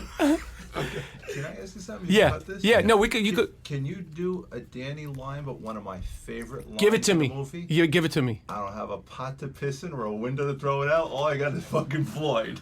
Oh my! I'll do it as Danny Aiello. You'll do it, I'll yeah. do Dick Ritchie from True Romance as Danny Aiello. Danny Aiello should have fucking played Dick Ritchie in True Romance. I don't got a pot to piss in or a window to throw it out. All I got is fucking Floyd. You burn out cocksucker, you. You pot smoking motherfucker, you. That's the one thing with True Romance is that the wrong guy got the part. It should have been fucking Danny.